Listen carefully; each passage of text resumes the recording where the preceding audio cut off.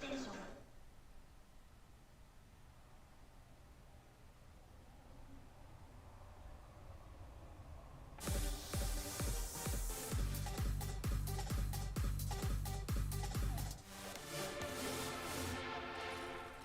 Welcome back to the VinWiki Appraisal Panel. I am joined, as always, by John Ficarra of Ficarra Classic. And today we have a special guest here in the VinWiki studio, Chris Griggs from Soma. Happy to be here. Thanks for coming, absolutely. And we are going to do a special reappraisal video today. It's been a couple of years since we appraised the car collections of our good friends Tyler Hoover of Hoovy's Garage and Freddie Tavares Hernandez. And a lot has changed in their lives and in their garages since then. And so today I thought it would be fun to appraise both collections, see what we think, and see who currently is at the top of the pile of the collection value. So we're going to start with Tyler Hoover, who had the most exciting, most recent installation to the garage, his Bugatti Veyron. He bought a 2008 Veyron Coupe from Perrin Shaw at Chicago Motor Cars. A really, really cool car, racing blue fenders, the rest of it black, the interior entirely redone, not original, but in a very bright matching blue. I looked at this car, it was owned by a Ponzi schemer for a while. Fairly low miles, fairly complete. He's got his PDA, he's got his speed key, little Uzi Vert, but his car is really, really nice, although it has been a little bit problematic. I think now the shifter is working. They reupholstered the interior. They messed it up and they glued it on. It couldn't be removed to be fixed. It did have some issues as he was road tripping the car home, but now, as I understand it, it's a good car. So, what do you think it's worth? Well, I think if you take a look at the market, now obviously I'm sitting next to someone here who's got a pretty good idea of what these things are going for. But there have been two sales recently at auctions that kind of set some watermarks here. So you've got your low watermark at about 1.215. That was a black car, it was an 06, about 23,000 miles on it. And then on the other side, you have a high watermark at about 1.7. And that was a 3,000-ish mile car. I think that we've got, in my opinion, I like the two-tone. I think the Veyron lends itself very well to that, the split color scheme. If I'm going to put a number on this car, I think it's about 1.4 with the miles. Obviously, it's got a little bit of known history out there, but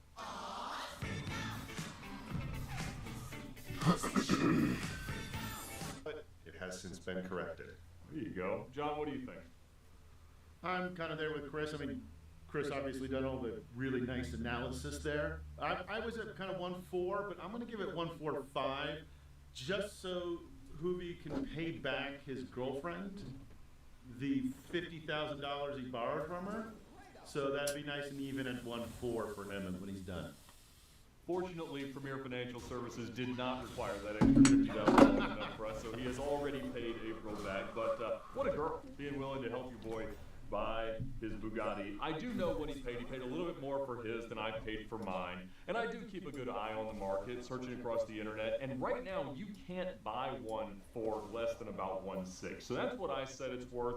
They do pop up around the world occasionally for a little bit less than that, and I felt like this car should have been more like a 1.3, 1.4 car. The problem is you just can't buy them for that right now. They're about to announce cheaper tires with Michelin. They're partnering supposedly to make tires that will fit our stock wheels but are not $40,000, which I think will drastically improve the values of these cars. So I think it is headed in the right direction.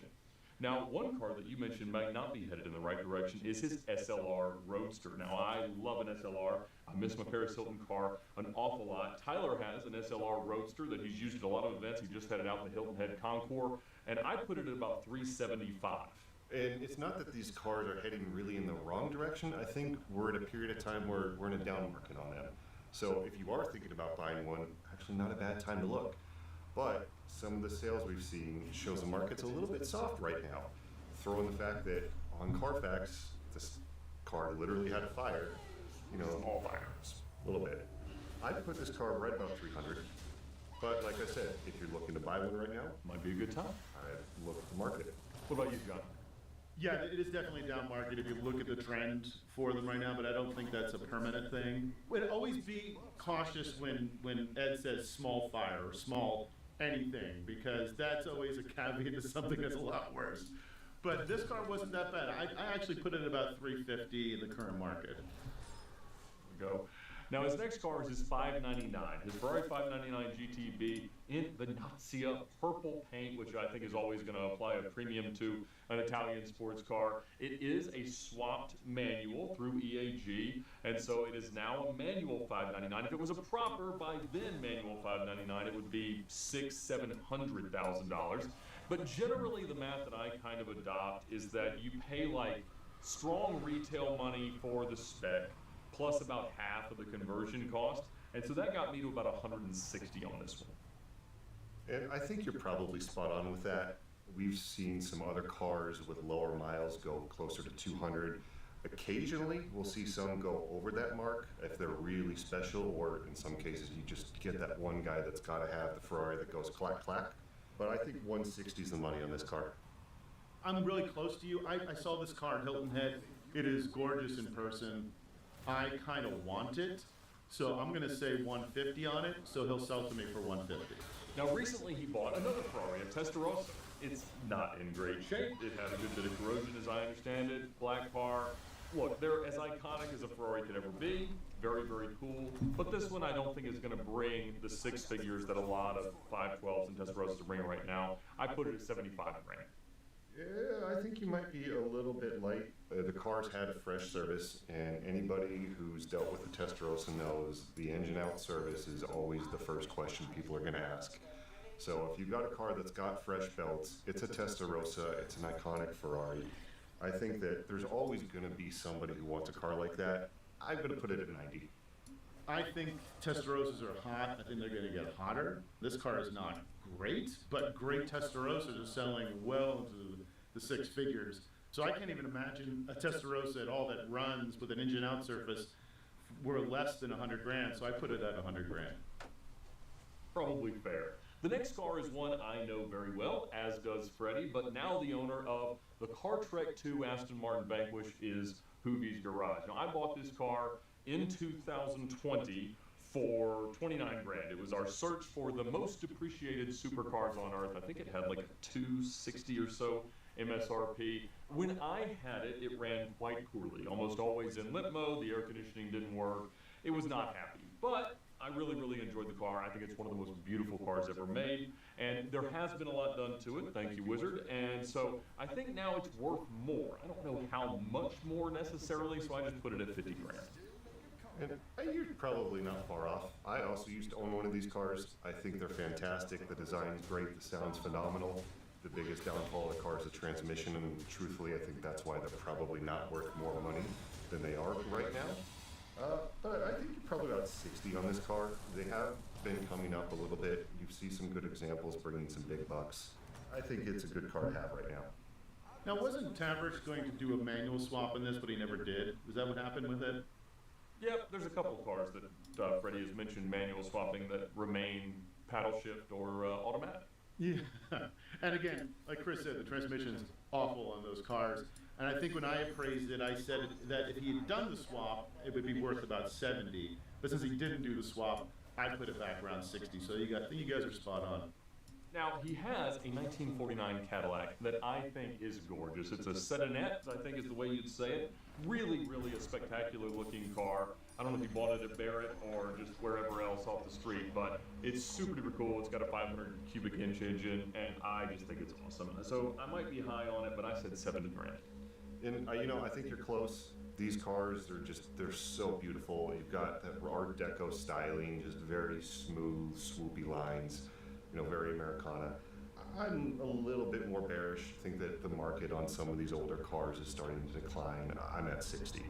I think this car is fantastic. Not only it's gorgeous, it's one of the first Finn cars ever. It was designed after the P-38 fighter plane with the little twin booms on the back, and with the sloping fastback, it is stunning. The fact that it's a resto mod, I think, doesn't take away from the car. I think a perfect version of this worth about what a perfect resto mod is worth, because you can actually drive the car. It's got a 500 cubic inch, more recent engine. It's got disc brakes. He can drive it anytime he wants. I think it's cool as heck. I'm going to split right between the two of you at $65,000.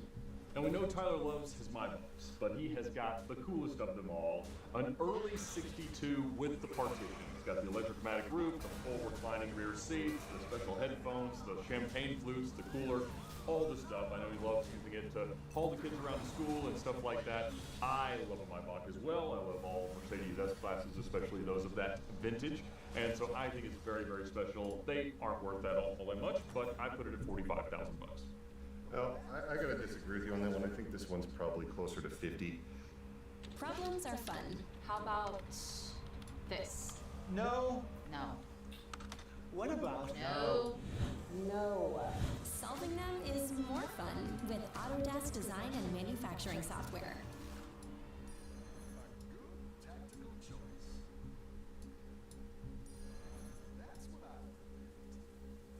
Good news! We have My Best Buy memberships for everyone. See how you can save time, save money, and make the most of your tech with our help. If you're new to the membership game, My Best Buy is a great place to start. You get free shipping with no minimum purchase, and it's completely free to join. Want more? With the My Best Buy Plus membership, you get more savings, more benefits, and more exclusives, like great deals.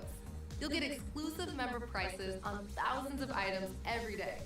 Members also get exclusive access to sales, events, and even products that can be hard to get. With free 2-day shipping, It's a 62. It's a long wheelbase. Like you were saying on some of the other, it's hard to find those right now. It's true. Yes, they depreciate every bit of their weight, but right now we are seeing a little bit of a rise in demand for these things. Now, he brought it to Hilton Head as well, and I learned of a bit of a caveat that goes with the operation of the 62. Have you ever sat in one? I have not had the pleasure. Well, the sitting in the back is absolutely a pleasure. Sitting in the front is problematic because the room made for the partition makes the car very, very small up front. I would say the distance from the seat back to the dash is considerably shorter than that of my femurs. And so I can't fit in the front of the car to drive. I have to have the kids drive me around in it. But it is awesome. But and it's also got 104,000 miles on it. So I got to sit in it too. I got to sit in the back. I actually got to ride in one of these in New York once, right through Manhattan, looking through the clear roof. And it's an amazing experience, but it is the Maybach that you are driven in, or the 57 is the one you can drive. They're amazing. I think they're insanely undervalued. I'd love to have a 57. They're just magnificent cars. Inside is tremendous. The outside looks like a Lincoln Continental. It's not that impressive, but man, inside you are sitting inside of a Learjet. But you can find them cheap. You can find them cheap, and I put it at $39,000. now he did recently get a Grand National, not purely for his own enjoyment, but got one with 100,000 kilometers on it, an 87, super duper cool, nicely done car. I think he picked it up at one of the auctions, and I felt like it was worth about 40 grand. You know, I think I love these cars. I mean, G-body, it's arguably the coolest G-body of the era. 87 is the right year for these cars. The only, I guess you could say, knock that I really have on it is being a Canadian spec car. That's going to knock the value down, and for that reason, I'm about 35 on it. I think the last time I looked at this car, I said it was worth $50,001. I'm going to stick with that. I still think they're worth all the money. The right one to the right person. They've got a tremendous fan base and a huge cult following. So, yeah, maybe it's a little less than that, but I'm going to stick with my old appraisal. That's it. Now, another car that is still on the list, and there are not many on Hoovie's garage list versus what we had last time, is the Apollo 911. This is one of the first cars that really saw just an explosion of views and traction on his channel. It is now LS swapped, it's been re-LS swapped, and really is a nicely sorted car. We used it for a couple scenes in Car Trek, and I love these cars that are just so iconic and so critical to the narrative of the channel, and so I'm glad that he has that car back. It does have 250,000 miles. I don't know how many the current engine has on it, but I said 25 grand for it. You know, I think with the miles and being an LS swap car, I feel like I'm being generous, honestly. It's a cool car, but I'm really having a hard time getting anything above 20, and even then I feel like I might be a little high. Might be a provenance bump there. I think there's definitely a provenance bump, because I put it at 35 because it's Hoovie's car. Like this, there's no way to separate this car from Hoovie. I think some motorhead would have a blast with it. I think it was done right. You know, Wizard had his fingers on it. To have a Porsche 911 at 35 grand at Paul's butt like that thing does, I think that's not a bad value. I think you're right. Now, of course, he still has Grandma's SL, the 1985 Euro market 500 SL, 130,000 miles on it. I know it's never going anywhere, but I think it is a super duper cool car. They're not insanely valuable, but I think 25 grand gets it done. Yeah, I think you're pretty close. The diseases are still there. They're not gone. And at the end of the day, it's my job as a mother to keep my child safe.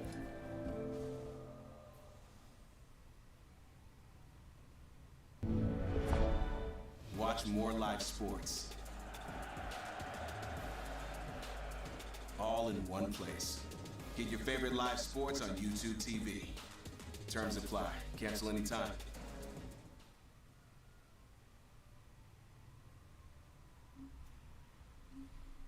The Euro spec stuff never really brings quite the same money in the US, but again, the R107s are just such well-built cars. They are on the rise.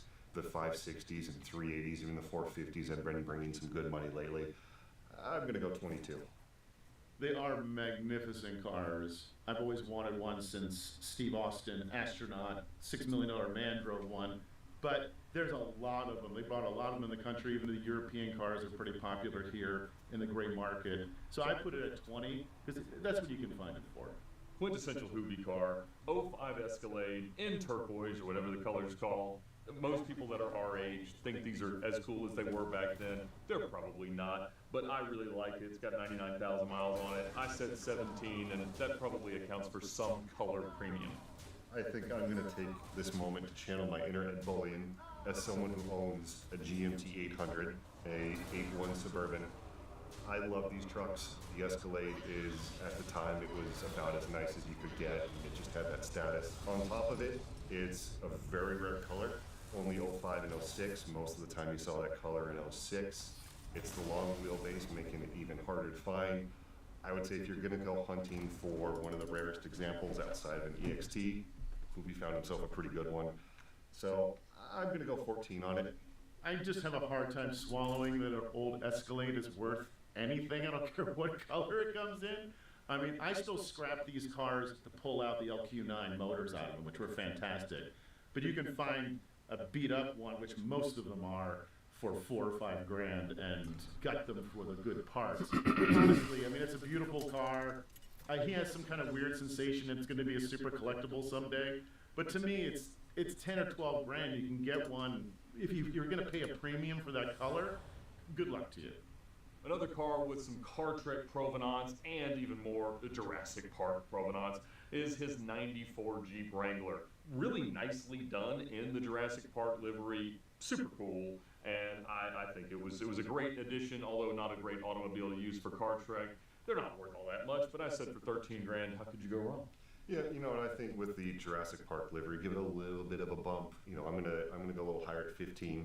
I agree at 15. And the Jurassic Park thing is awesome. It's actually, he sorted that thing out, unlike Freddie, before that show. And that Jeep did really well up in the mountains. And it's a nice rig. And I think somebody's been extremely happy at $15,000. Tyler's oldest car is his 1946 Chrysler Town and Country. Beautiful woody car, awesome. I think it's super duper cool. That's not really my wheelhouse, but I figured it has to be worth 60 grand, right? You're not far off. You know, I think these cars had their day. You go back a few years ago, again, one of those cars where the buyer pool just isn't that big anymore. You know, some of them are literally dying off. But at the end of the day, Woodies are iconic. It's a convertible. I like it at 55.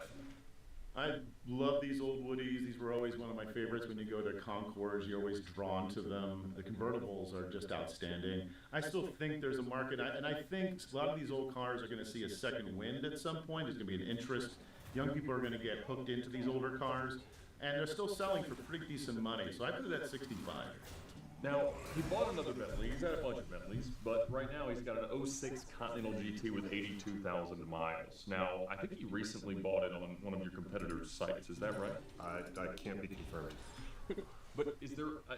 it's just a black car. Like, it's not nice, is it? It's a Mulliner package, you know, but it's got a little wear and tear here and there.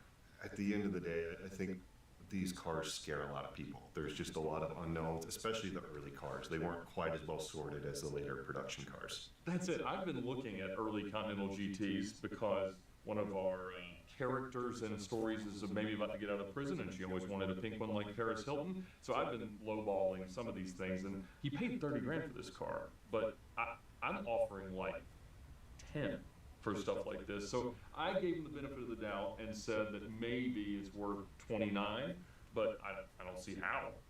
You know, I'm gonna go 27. There's a saying, especially at an auction, you're overpaying by a car by one bid. In this case, it may have been 2 or 3 bids, but I like it at 27. I think at the end of the day, it's a W12. It's a well-constructed car as far as the materials and everything. Maybe I'm a little high on this. I mean, I think I originally did 40 for this car, and I think it's lost a little value since then, which is a shame, because it is a triumph of engineering, and they're amazing to drive, and yeah, they're terrifying if you're trying to be an ordinary guy who can afford a Camry who's thinking about buying a car where the engine service costs as much as another one of his cars. I had it at 35. Maybe it's worth less now, and Ed, if you find one for 10, I'm totally a buyer. You're probably a pusher of a $10,000 one, but I also agree.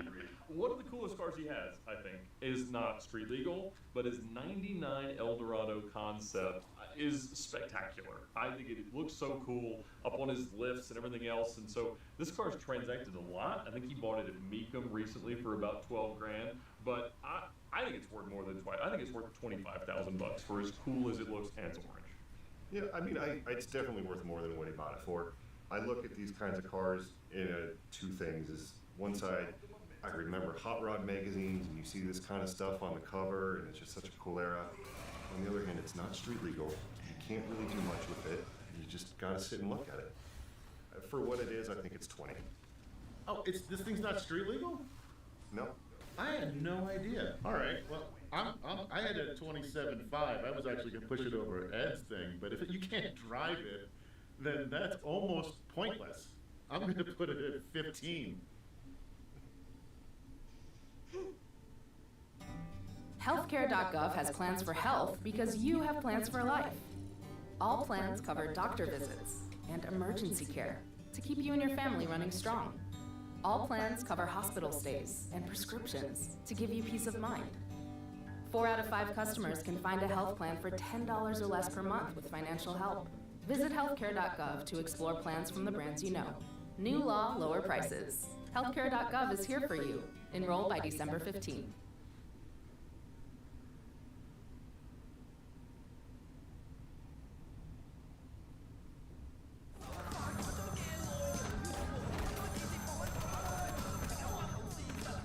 One car that I've enjoyed was the predecessor to this one. We took on Car Trek several times his older Express van, but he has a nicer one with its airbrushed paint job and everything else, and I think it is amazing. I have no use for a giant van that seats, I don't know, 50, 30 people that it has, but he had this commissioned, it's all customized, and I said 50 grand for it.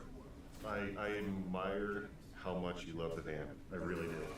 It's like 80,000 bucks. It was a lot of money. I'm just not sure how we're going to bridge that gap here because I'm at 15. It's cool, but at the end of the day, what else do you do with it? Like you said yourself, how many people can you really shuttle around? A bunch of Car Trek staff. I guess maybe beyond that, doesn't have that much use, especially if you got a partition Maybach. This van is really cool. And again, I agree there's not a huge market for them, but the market there are for these conversion vans is high. They're expensive to make. They're usually in pretty good shape when you find them. I've seen the van. It's really nice. If you want a budget version of a beautiful limousine, and you want a van you can tow something with it, I think it's very useful. I had it really cheap at one point, and I don't think it's worth 50, but I think somebody would buy these all day long between 20 and 30 grand. Tyler's had a bunch of Corvettes, but right now he's got a 62. Gorgeous 327 car, stale restoration, and not numbers matching, but just a wonderful driver and fits very nicely into the collection. I still think it's worth about 80 grand. I like this car at 70. If it was a numbers matching car, a little fresher restoration, higher horsepower engine, I think you'd probably be right. but because of that, I'm going to back off a little bit. The C2 Corvette to me is one of the most gorgeous of all the Corvettes, and unfortunately, that age gap for the Corvette is a little soft. I've sold a couple of C2 Corvettes, which I hate selling Corvettes, but I've sold a couple, and they're just really soft. I sold a 427 convertible, and that went for less than 100 grand. So I can't imagine a 327 being worth more than like 65. Now he also has a trio of Ford trucks. He's got a 72 F-250, that's a Ranger camper special with a 390 in it, and air conditioning. He's got a 300,000 mile 2011 Raptor and a 2000 Lightning Fast and Furious special, 110,000 miles. And so I had 40 for the 250, 15 for the Raptor, and 20 for the Lightning. I'm a little bit less than you. I don't quite see the camper special the same way. Cool truck, but I'm at 20. The Raptor, that's a lot of miles. I'm at 15. And then the Lightning, today, 20. Couple weeks, couple months next year, that's definitely going up. There we go. I was a little more generous. The F-250, it was at 30. The Raptor is at 20, and the Lightning at 30. And I think the Lightning's got a lot of room to grow. Tyler had a Cybertruck, made a lot of content with it, and he traded it for a Cadillac Lyric, which I believe is leased. I hope it's leased, because the residual value of these electric cars is nearly nothing. And so I just put it at $2,000 because I believe that's the useful value that he shall get out of it. That's about the way I value my own electric leased car. So who knows? Well, that's fair. I think today, if you were to go buy one right now, I'd put it at about 35, but the opposite of what I said with the Lightning, ask me tomorrow, that number's probably going to be lower.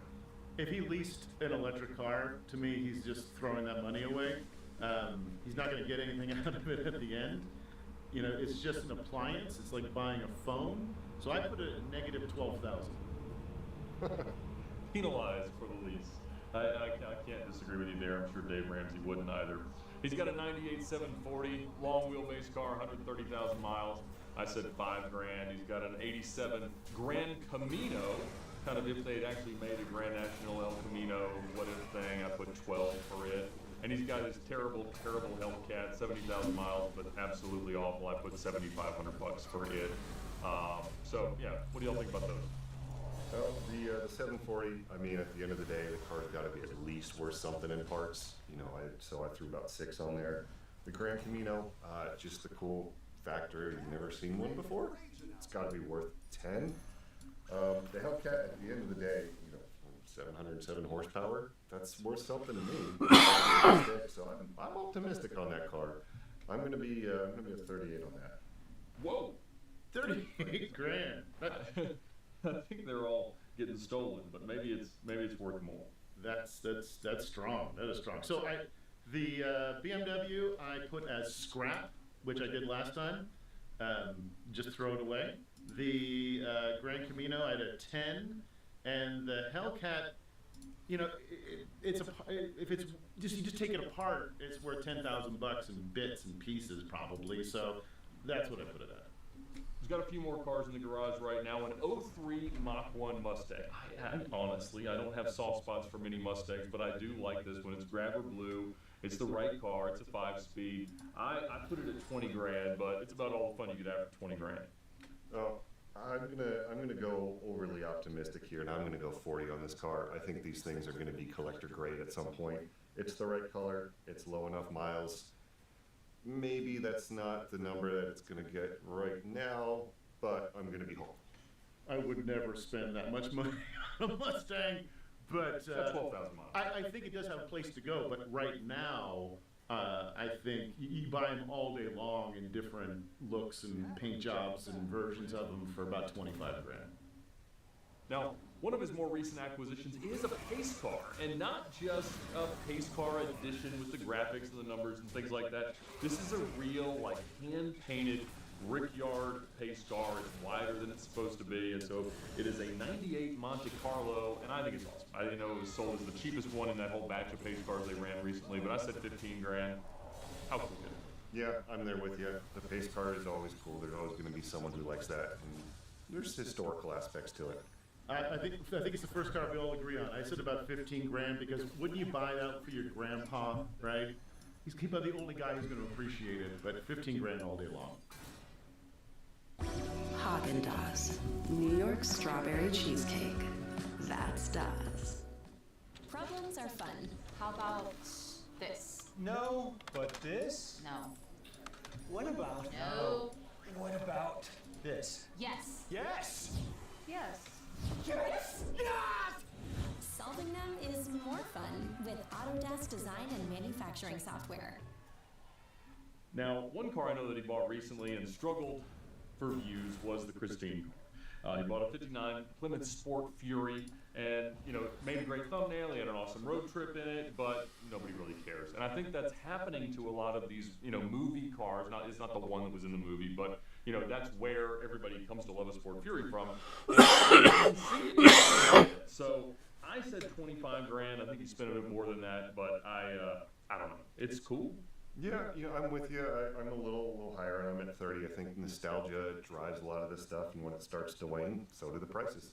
I came in, surprisingly, usually for these cars I come in pretty low, but I came in a little higher at 40 if it's a properly sorted, straight going car. I think at an auction, people getting hot and excited about it, I think it could bring some money like that. So going through Tyler Hoover's collection, I come to a grand total of $2.9 million. Fakari, you're a bit behind me at about 2.7, and Chris, 2.64. Any way you slice it, amazing. Our average was $2.76 million worth of cars in the Hoovie's garage fleet of not that many hoopties anymore. He's growing up fast. And last time we did it, we were 2.637. So he's about 130 grand up, which, given the things that have happened last year, not bad at all. I'd say so myself. That's it. So let's look at Mr. Pretty. Tavarish's content has been on fire lately, largely because of the success of the McLaren P1. He's got a 2014 P1 that was in a little bit of water for just a little bit of time. Not that big of a deal, really. And he's just about done with it, I think. I mean, he's got a long way to go. But it's a very, very awesome project, and he is doing some amazing things with it. It's only got 315 miles on it. Pristine condition, yellow, good spec. Now, he's mentioned that he paid $575,000 for this car. He's spent a lot more on it. He's got an engine built by Artie at Cannonball Garage that is really for a 720S, and then they're kind of hybridizing to non-hybridize the car. Several wiring harnesses that should make it work at some point. But he's moved it along, he's added to it, he's cleaned up a lot, and certainly pulled a lot of sand out of it. So I said it's worth more than that now. I said 900 grand. That might be too nice to Freddie. Well, so here's the thing about the P1s, is that if you look at the market, before 2023, the highest sale we ever saw was 1.8 million for top of the market. Since then, we've had 4 cars sell for over $2 million. So these cars are on the rise. Unfortunately, I don't think Freddie's car is really part of that, because right now, you still have a car that's not much more than the sum of its parts. I really don't see more than 600 for it. There was a good rising tide joke available there. But You missed the mark on that one. sorry. What do you think, John? It's a parts car. It's a project car. It's one of the world's most expensive project cars ever. So if you had to go buy it off of him, that's what you would be buying. You wouldn't be buying a P1. There's not a whole lot of P1 left, but all the bits that he has, the engine's all done. It's not the right engine, but it's almost impossible to value.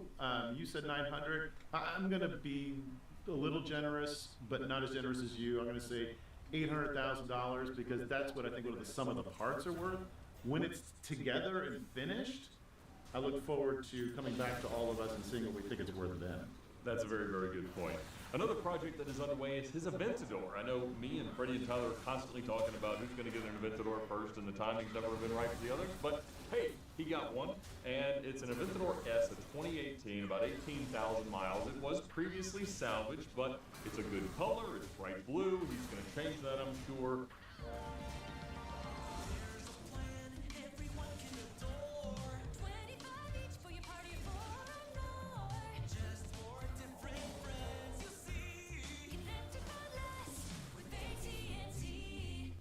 That's ludicrous, but I got you. Hang on. Like a good neighbor, State Farm is there.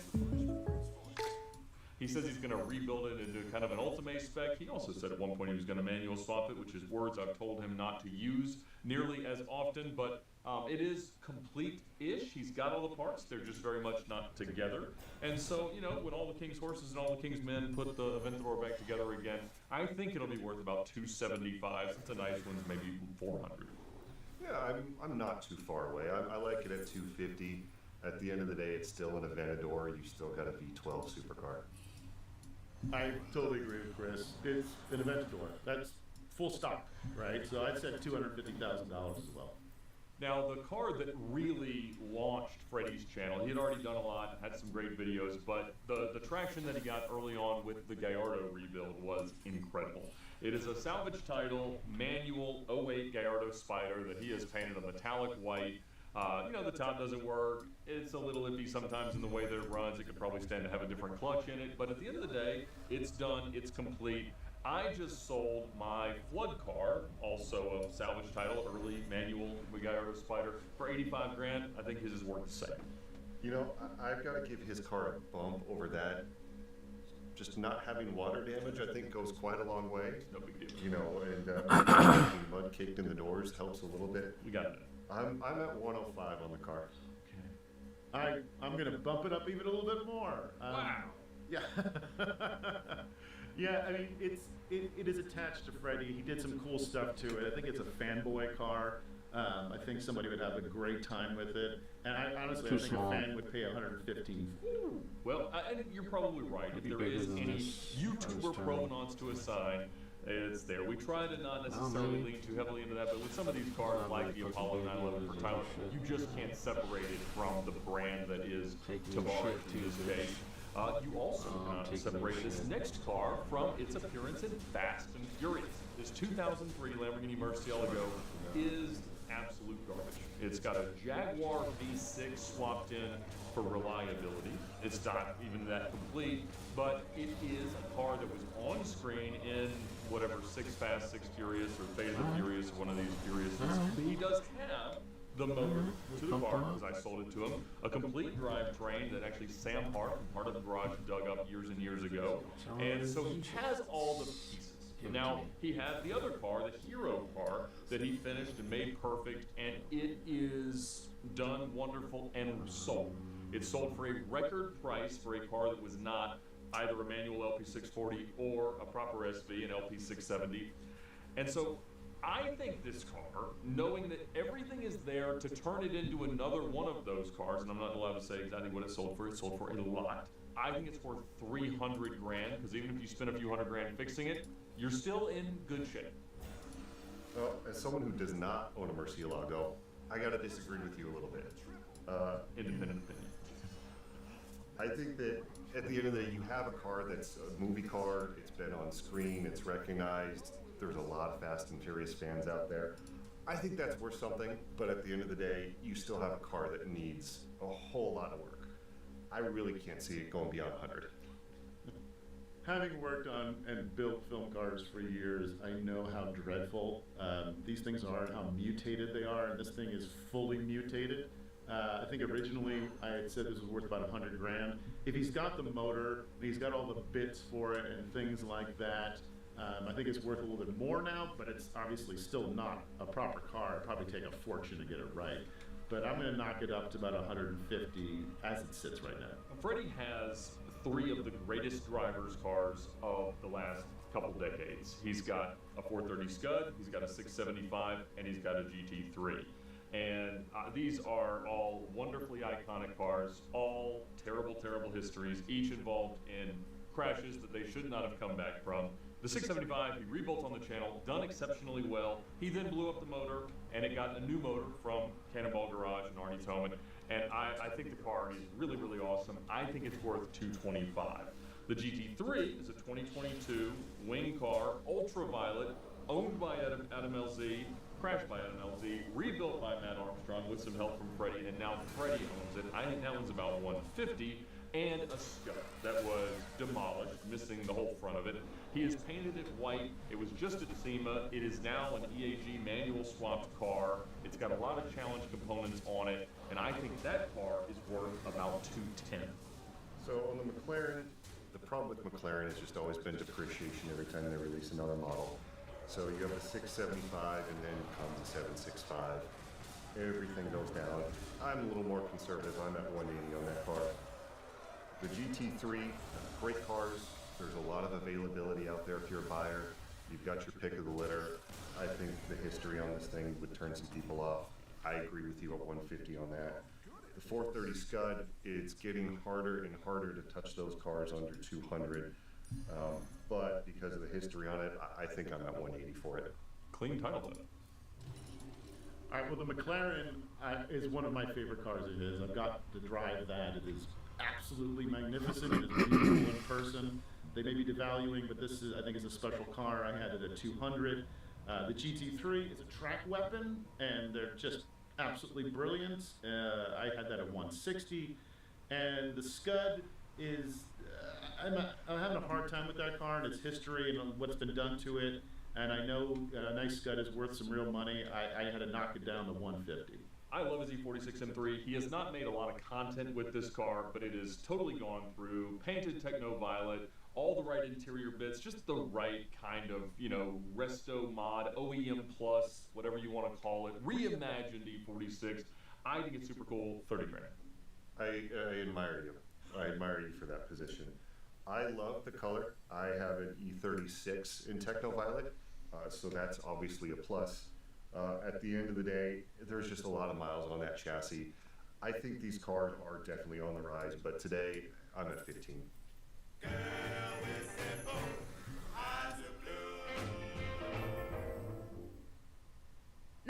Macaroni, the San Francisco treat. Macaroni, it's cheesy good. To me, this is just some kind of like tricked out roach. I love the 46. I had it at $6,000. I probably would pay a little more than that. I think I was being a little cruel there, but I just don't see a whole lot of value in this car with that many miles on it and that much modification. This may be shaped by the fact that when I had one of these cars and you drove it, it broke down and stranded you in the rain. Yes, it did. Freddie has two Aston Martins, both his dream cars. We used his DBS for Car Trek 5 alongside my LP640 and Tyler's now gone SLS, but he also has the Vantage that he bought from Doug DeMuro and just bought back, and his most recent video is about that car and kind of the journey to bring it back to life. And so the DBS is super cool, Casino Royale spec. I really, really like the car. I've gotten to drive it a few times. 175 grand, and every single time that Vantage has transacted, it has done so for exactly the 36,000 bucks. And so I guess it's probably could sell for that again. Well, on the DBS, that's another car that I think is really coming up in the market. We sold a former Michael Fuchs car, green on green, for about 217 grand. Now, lower miles, unique spec. The Casino Royale is pretty common. I like the car a lot. I'm at 180. And then on the Vantage, 35 just feels right. Let's see. On the DBS, I had that, and these cars are not my strong suit, and I'm not actually a huge fan of the modern Aston Martin just because they drop in value, and I don't know. They just feel cheap to me in some ways. I had the DBS at 150, and I had the Vantage at 35. Now, there's always a strong Japanese presence in Freddie's garage, so we're going to run through some of those pretty quick. He's got a couple of Supras, a 95. This was the one that we used in Car Trek 6 that he tried to convince us was $1. It's not, but it's quite well built. I've got it at 70. He's got a 94 right-hand drive. The blue car has been at SEMA, awarded many things. I put that at 55. He's got his terrible, cringe-worthy RX-7 from Car Trek 7. That's awful. It's a piece of garbage. I've got it at 9 grand. And his 3000 GT VR4, a very, very nice car. I have it at 35. And then, of course, he's got the million-mile Lexus, which is worthless, 2,500 bucks. And his Maxima that he used in Car Trek 5 alongside the DBS, I've got that at 1,000. So for the sake of efficiency, we can just run through those together. So the Supra, yeah, I like that car. Left-hand drive, those are always pulling a premium. You got big horsepower. I like that car at 90. The right-hand drive car, knock that one down a little bit. I think 65 is fair on that. The RX-7, I'll go 12. And the VR4, 30, I think. The million-mile Lexus, I mean, that's a cool achievement. It's got that alone, I think, is worth a little bit. And aside, you know, those cars are built with pretty legendary quality. I'll go $8,000 on that car. And then the Maxima, $1,500. That seems fair. Well, I originally praised both the Supras before for 90 grand because I think that market is hot and the right person would dig both of those specs. I'm going to stick with that, 90 grand on both. The RX-7, as much of a disgusting, horrible, freakish roach of a car that is, I think the anime fan out there is going to spend 15 grand for that. The Mitsubishi, I have at 35. They're pretty decent cars, but a bit heavy. The LS400, you know, it's a million-mile car. It's famous, 5 grand. And on the Maxima, I put 5 grand on the Maxima because I don't think you're going to pry it out of his hands for less than 5 grand. He has got a couple of Mercedes. He's got an SL55 that is still very much automatic despite its pending manual swap for about the duration and life of the channel. And he's got an S65 in 2015. That's a perfect daily driver. I put the SL at 17.5 and the S65 at 50. Well, I'm at 15 on the SL55. You know, once it's done a manual, maybe we can change that. And I'm with you at 50 on the S65. How many times have you said manual swap in this video so far? Too many. More than there are manual swaps. None of them have been realized. I thought it was manual swap, so I had it at 22, but I'm gonna back that down probably until 18. The 65, I don't know why I had it at 75, and I think this is one of my old prices. And both you guys have it at 50. I'm gonna pull it down. I'm still gonna go a little higher than you. I'm gonna say 60. Now, Freddie has 2 Hellcats, sort of. One of them is an old rental car that is fully transformed into a red-eye Hellcat. The other is a Chrysler Pacifica with a Hellcat crate motor sitting right next to it, just about to go in. And so neither of them are worth what they would be worth if they were actually what they seem to be. But I said 35 for the Charger and 15 for the van. Yeah, I think 40 on the Charger. At the end of the day, you still have all that power. The van, 10 grand. Put the motor in, then you can revisit it. I don't think I want to do that. Every time you feed your pet Hills, you help feed a shelter pet, which helps make them healthy, happy, and more adoptable, changing their life forever, so they can change yours. Get rid of this and just go fucking beat 'em. Science did that.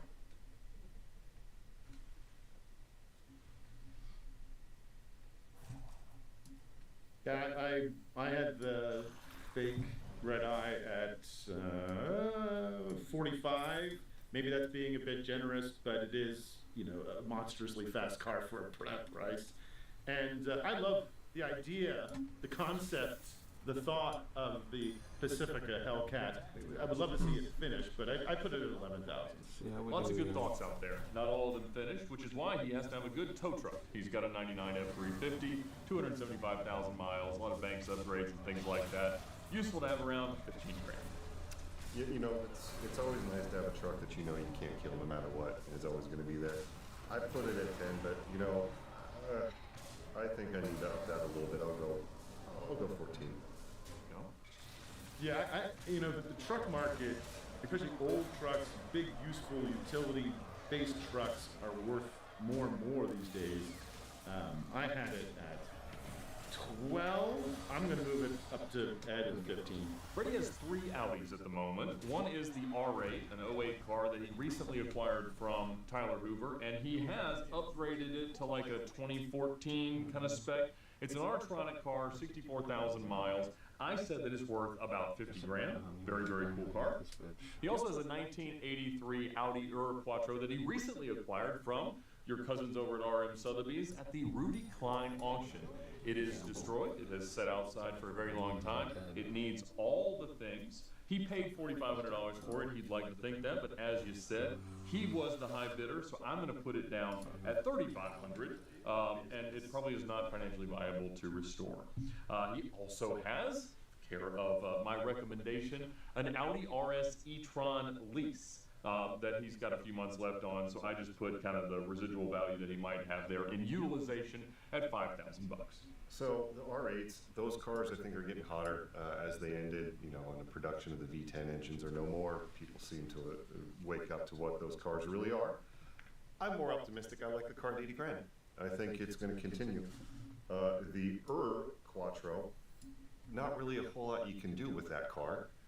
You've got a title and a chassis and some sheet metal. You know, I'll give him $4 grand on that. And the e-tron, going off of what you would buy one today, not necessarily the same route you're looking at, I'd throw 85 on that car. The R8, they're super cool. It's a V10 swap, so it's not an original V10 car. It's pretty nice. I put that at 55. The Quattro, they only brought a few hundred of those things into the U.S. They're relatively rare. What are you going to do with it? I told Freddie he's got to turn it into a full-blown, you know, Pikes Peak rally car would be the coolest thing for it. And hopefully he's got the money and time to do it. Maybe he'll do a manual swap. I put it at $4 grand because that's kind of what they're worth, especially for people who want to build them into things. And the electric Audi, same thing, disposable phone car he's leasing. It's negative $12,000. At least we're fair. That's what Tyler got for his. He's got another couple fun things laying around. He's got a 2017 Focus RS, really nicely done car. That's at 25 grand. A 91 Renault Alpine GTA Turbo, imported from Japan. I said 18. He's got his Honda Beat 91, 112,000 miles. I said 2,500 bucks. And yeah, always some weird stuff in the background of the video. Oh, I'm agreeing with you on the Focus at 25 and the go. Alpine at 18. The Beat, I have no idea what it's worth. I'm just going to throw out 1,500 bucks. The Focus RS, I think we're all agreed on that one at 25 grand. The Alpine GTA Turbo, I've been following those. They're super cool. They're not a car you want to meet in person because they're actually grossly built, but they're great in thought. I put that at 20. The Beat, those things are out here in California, and you can't really lay your hands on one that works for less than $4 grand. Now, like you, John, Freddie likes his replica cars, and he has two of them. Freddie has a LaFerrari sculpture. It is made of wood and fiberglass and things. It looks like a one-to-one scale LaFerrari, and I believe in that. It has value as a movie prop, which I think is what it was built for, like a buck to kind of like design parts off of. And so somebody who wants the rest of the world to believe they also have a LaFerrari will probably pay him something. I said about 50 grand to park it amongst their collection of other cars. It could stand to have some proper headlights, some wheels to sell the look a little bit more, but it's worth something to somebody. Shmi told me it was worth 100. You know, it's cool. It's not 100 grand cool, and truthfully, I don't even know if it's 50 grand cool. I like it at 35. I am a conservative and Mormon. Me, Jenna, Kayla, and Macy are the most devout. There is a divide that looks like we're all the best of friends, but we're not. Can Mom Talk survive this?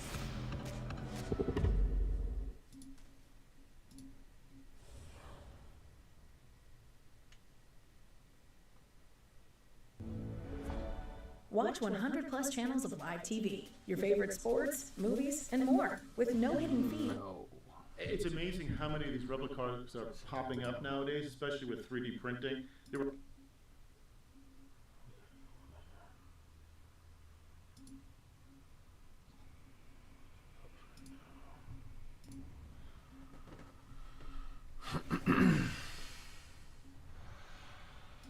Last night on stream, we spent like 45 minutes going over all of the drone sightings in New Jersey, and now the drones have spread out beyond New Jersey like locusts. It's like this plague that's sweeping through with all these unidentified drones.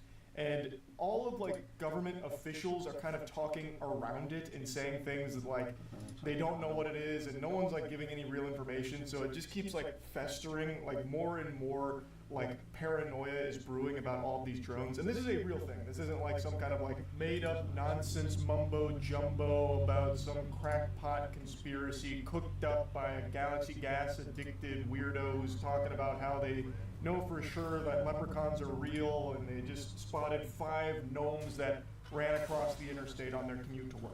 This is a real thing. Tons and tons of residents are reporting drone sightings, and tons of videos exist of all of these weird aircraft that are floating overhead. Now, there are so many videos that are being talked about that are claimed to be like these mysterious drones that are actually just airplanes. Like, I read a story about how some people shined the laser at a FedEx flight, thinking that it was a drone, and then they're still saying, like, they lasered a drone. It's like, a lot of it is planes. What the fuck is that? Full stop. We're starting to regress right now, like, you know, uncontacted tribes, when a helicopter flies overhead and like everyone's like really confused and like wondering what the fuck is going on. That right now is happening to a lot of people in New Jersey. Anytime like a plane is overhead, they start freaking out, like wondering what's going on with the sky gods up there.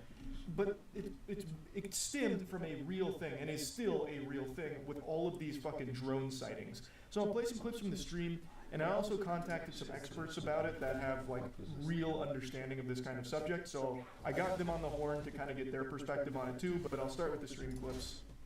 So what's up with the drones? Brother, I actually don't know. There's so many drone,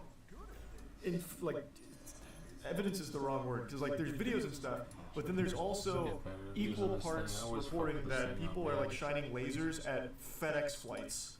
So like people are now just confusing drones with like actual planes and shit. What the fuck? So it's so weird, but they are everywhere in Jersey apparently. Is it a bird? Is it a plane? All right, this is going right over. Mandrake. Is it a bird? Is it a plane? A drone? Welcome to the New Jersey suburbs, where big mysterious flying machines appear over our heads at night. All we know is they weren't all there before. They're loud. It is just nuts. They've been going in different directions.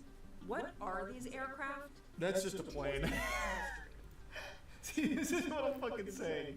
Like, there are some real ones like drones, but then some of these are just a fucking plane. This is the problem. Like, there are like real things like this that then start just muddying everything, so people just get so fucking paranoid that everything becomes that thing, right?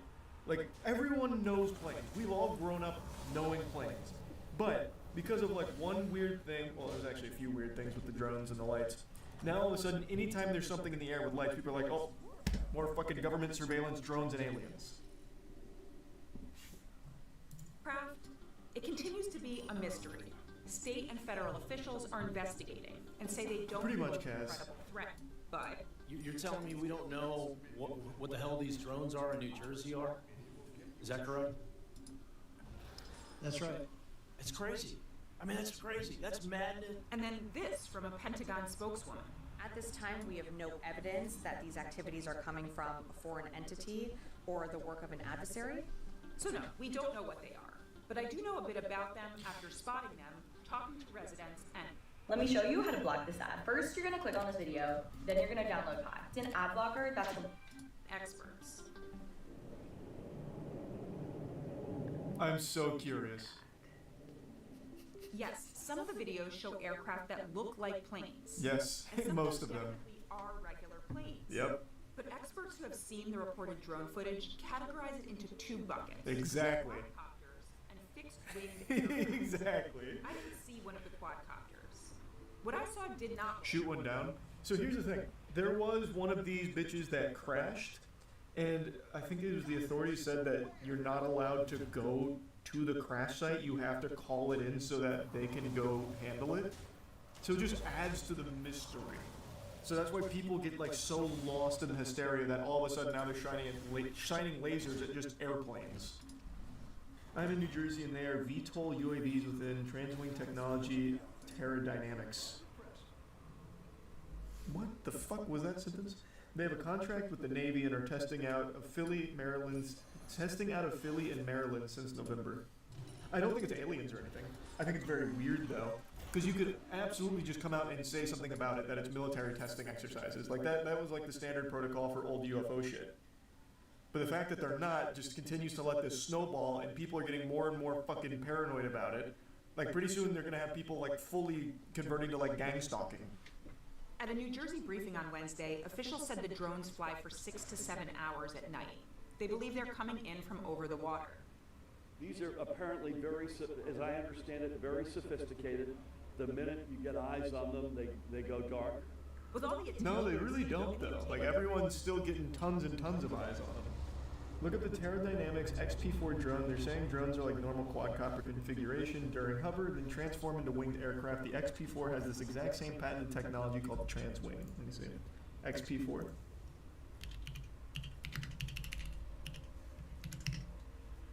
The XP4 from Terradynamics. Wait, oh my god, wait, what? Hold on. This is the perfect still image to stop on because look at this. The very first drone on their website is literally that drone.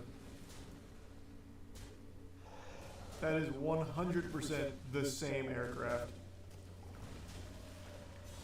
So who is Terradynamics then, Poke? You seem to be pretty knowledgeable on this company. What are they? It's an alien front company. Yeah, they're testing their new drones on our planet. What if one of those drone racers chased one and initiated a high-speed drones? That's a good point. Why haven't anyone tried to chase him down? Cops tried chasing him down with their own drones, but these outran them. Oh, really? So that's already happened? Do we have a dash cam of that, perhaps?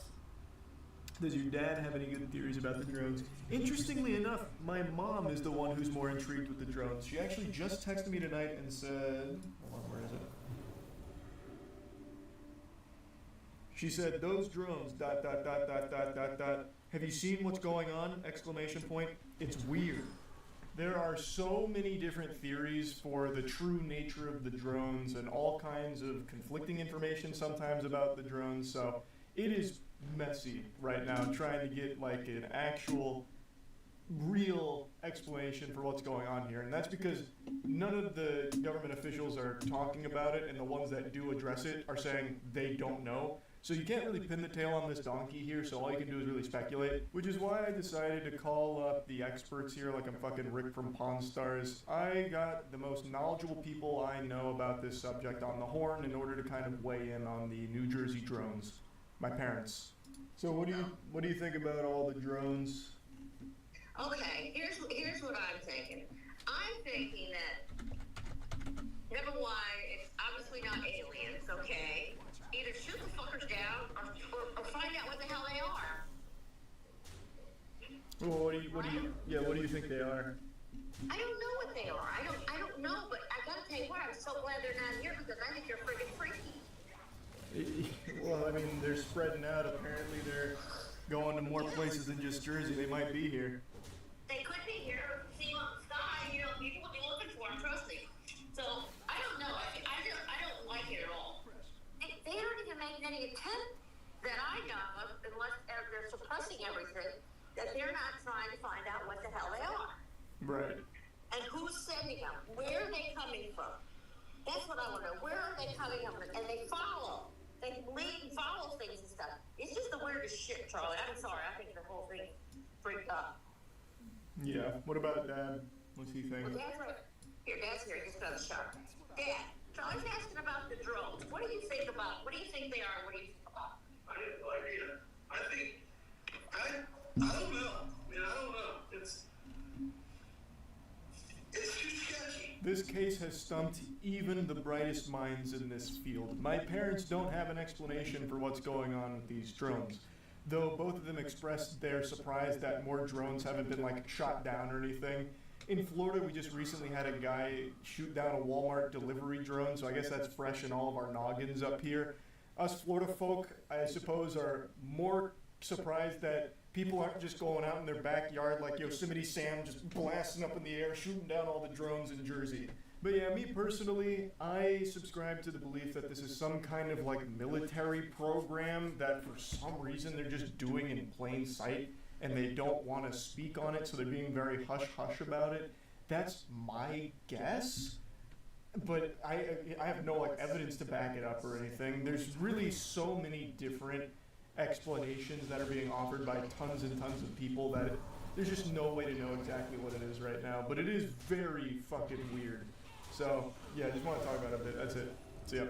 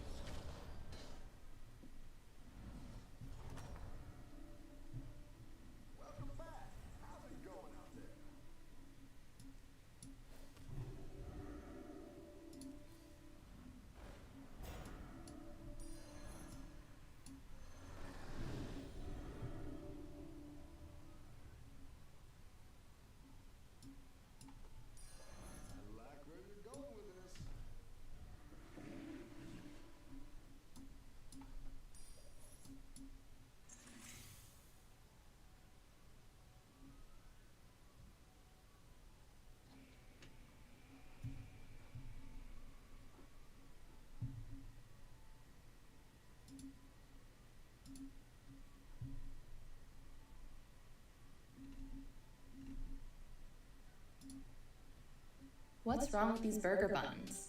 They taste perfectly delicious, but due to a production mishap, their bottoms are slightly... You know on Steam there are thousands of games. Games that you love, games that have lasted generations, but there are also a different group of games.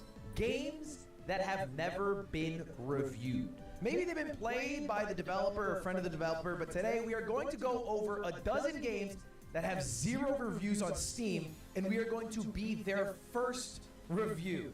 And hopefully, we might find the diamond in the rough, okay? Even games made by an individual person have the potential to be the game of the year, i.e. Battlegrounds. So that's what we're doing today, folks. We're finding games with 0 reviews, and we will review them for the first time ever. You get me? Let's jump in to our first, and it does have 0 Steam reviews, but it's also made by a YouTube. So I think it might have the potential to be a pretty cool game. The game is called Death by Chat. Alright, first things first, please enter your Twitch username. Oh. Okay. Cool. How do I understand? What the fuck? What? What? God fuck me, this game is hard. This game hard as shit. Oh my god, you guys are making the machines fire at me. Not me.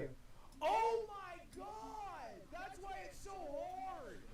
Oh my god, you assholes.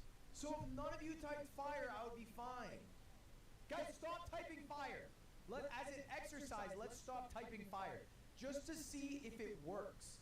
Everybody stop typing fire.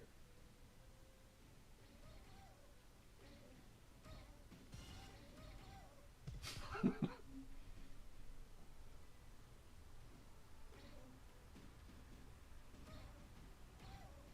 this is like fucking getting over it, but I have a bunch of evil people in my chat who are being evil at all times. Dude, you guys are shooting it too much. You guys are can you shoot it less so we can see what happens later on? Stop, everyone stop. As a social experiment, everybody stop shooting. Just because we only have 3 more minutes. And then I'm gonna fucking make a review of this game. Alright, that's it. And then we run out of time. And then the time's up, So just for fun, everybody stop shooting.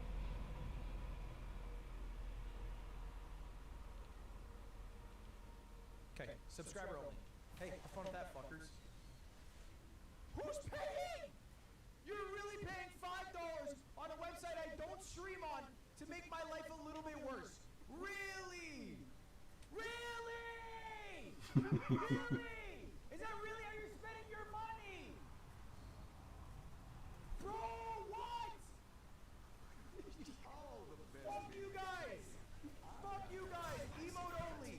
Yes. Yes. Yes. Boing. Boing. I'm bouncing on it. Nah, this game's fucking chill. You got stream elements to type fire when someone drops the fire emoji. Really? Really? Some people are subscribing, typing the word fire, and then stream elements. Oh my fucking god. That is crazy. You know how crazy that is? What? Dude, this game. Okay, I'm gonna give it another minute. Because I'm getting mad. I'm getting mad at this fucking game, brother.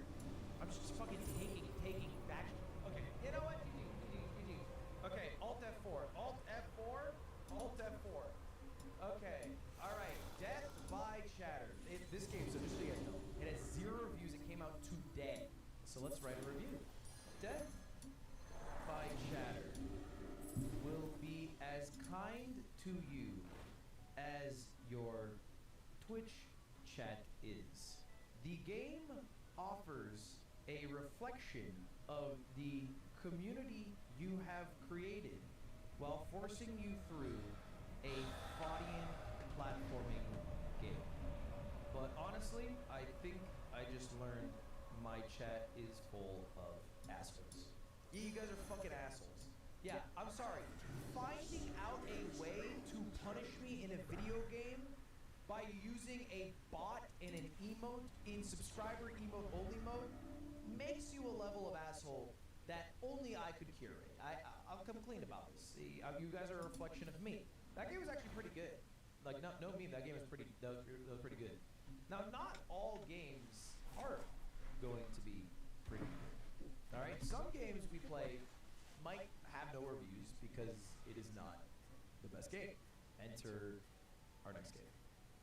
I don't think I can play this on stream.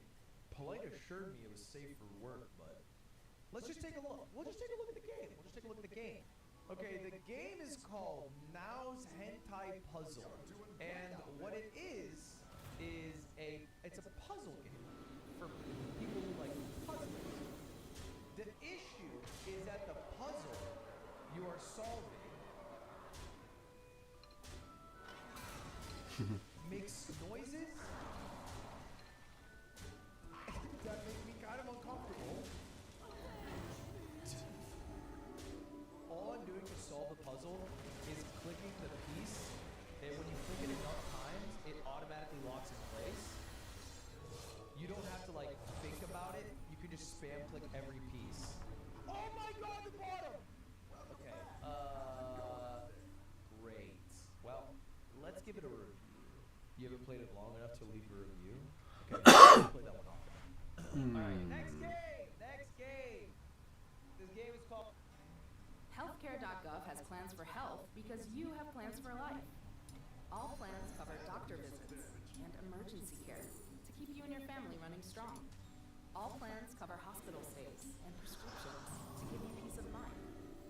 4 out of 5 customers can find a health plan for $10 or less per month with financial help. Visit healthcare.gov to explore plans from the brands you know. New law, lower prices. Healthcare.gov is here for you. Enroll by December 15th.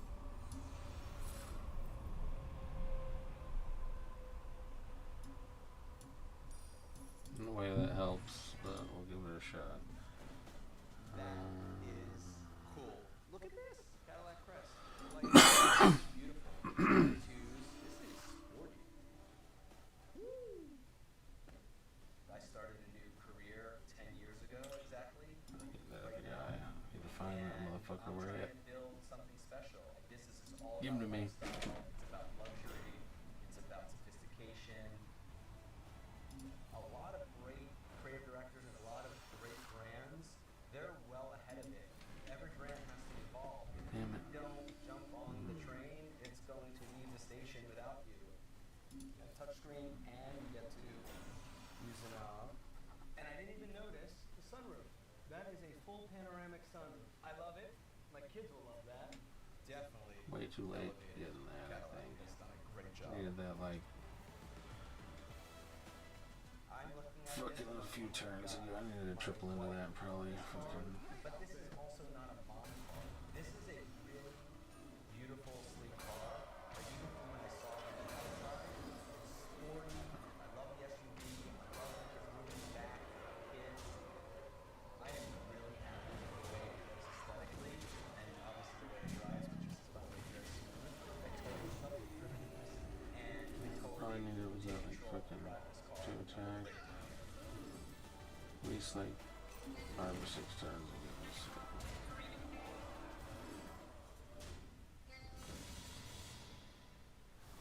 Dreadful delivery. Okay. So I think I'm delivering packages to houses. So it's really not too different from like jungle pathing and League of I make that Legends. work though. Okay. The controls are very, how you say, stiff. That works with Max and Murlocs. Why? The retry button doesn't work. Neither does the main menu button. Happens only with How to Max, play. I think. Deliver a package to each house. If you see a stalker, look at them and hold spacebar and wait for a sound. If you do not face a stalker, you will become paranoid. When you're paranoid, you may begin to imagine attackers and the real stalker become more aggressive. Spot the real stalker to remove paranoia. Deliver packages at night before the stalker gets me. Alright, coast clear? Is that good? Did I do well? I don't fucking... too I'm gonna OP die with when the I stop. elementals. Dude, why can't I? Oh, if I want to use them with these, maybe that.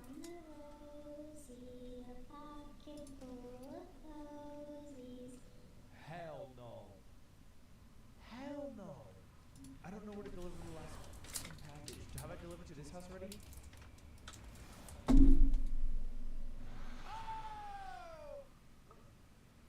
It's the same game. It still says night 1. That game was $10.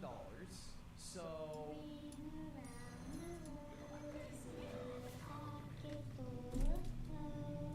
I closed the game. Where is this coming from?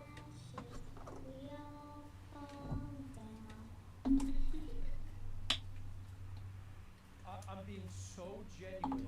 I closed out of the game. I still hear it. Dude, I hear crickets. Dude, I don't see it in my task manager. How did that happen? Tim, was that you? I still hear it! I have to uninstall this. This game damn near made me shit myself. Do I recommend this game? No. Alright, next game. Doomsday is a deck building roguelike. Could we add a jelly donut? Yeah. Can we add an old fashioned? Can we have vanilla cream? Can we have chocolate Can we have vanilla sprinkles? Can we have Strawberry. Yeah, some of that Welcome to Doomsday. Prepare to conquer the world by building the ultimate Doomsday weapon with all the methods of mad science at your disposal. Each roll of Doomsday lasts 7 turns, pitting you against an enemy trying to block your path to world domination. On each turn, you'll draw and play cards to create your weapon. You're trying to build a Doomsday device with more power than your enemy's life. Okay, it's just a card. Keep it simple, stupid. If this is your first and only card to play this turn, discard your hand and draw 4 cards. Wait, this is really good though. Fuck it. I'll do it because I need more component cards. Let's add our sapphire core. The more blue cores we have, the better we're off. I don't think I have more blue stuff anyway. Okay, that was huge. That's a huge turn. Tonic Tulip did a lot there. Gain 1 strength whenever you place a 2 strength component. It's a little late for that, but we'll place it anyway. W. It's been 3 years since you last heard from your son and protege, that's how you spell it. You attempt to contact him through astral projection, opening a soul portal with void magic in a cavern buried in the dense forest of Madagascar. While you fail to find your son, you have the opportunity to pull the void beast from the astral ether at the cost of granting your next opponent 5 points. You added a void beast to your deck, but your next enemy will have 5 more life points. What is the void beast? Let's go sapphire, and then we're juiced. GG. So we should just win, because we have 41 power, and they have 36 life. I think we can just beat the game. You discover an abandoned carnival and dip inside to scrounge for spare materials. You're immediately confronted by 3 clowns, one of whom is wearing a jester's cap. If you want to escape this place unharmed, you'll have to play a game of chance with myself. Gigacrit in double dinner. The Battlegrounds says, gesturing to his companions, seeing as your little game is much like ours. Okay, alright. That was a little on the nose. This is the Ginyu Force? 83 power, new peak. Was that Northern Lion? Wait, is it? Do you think that actually is? Final level! Complops. If you lose this game, you lose the game if you lose to Complops. Okay, well, I have Sapphire strategy, so I don't think I'm going to lose to Complops.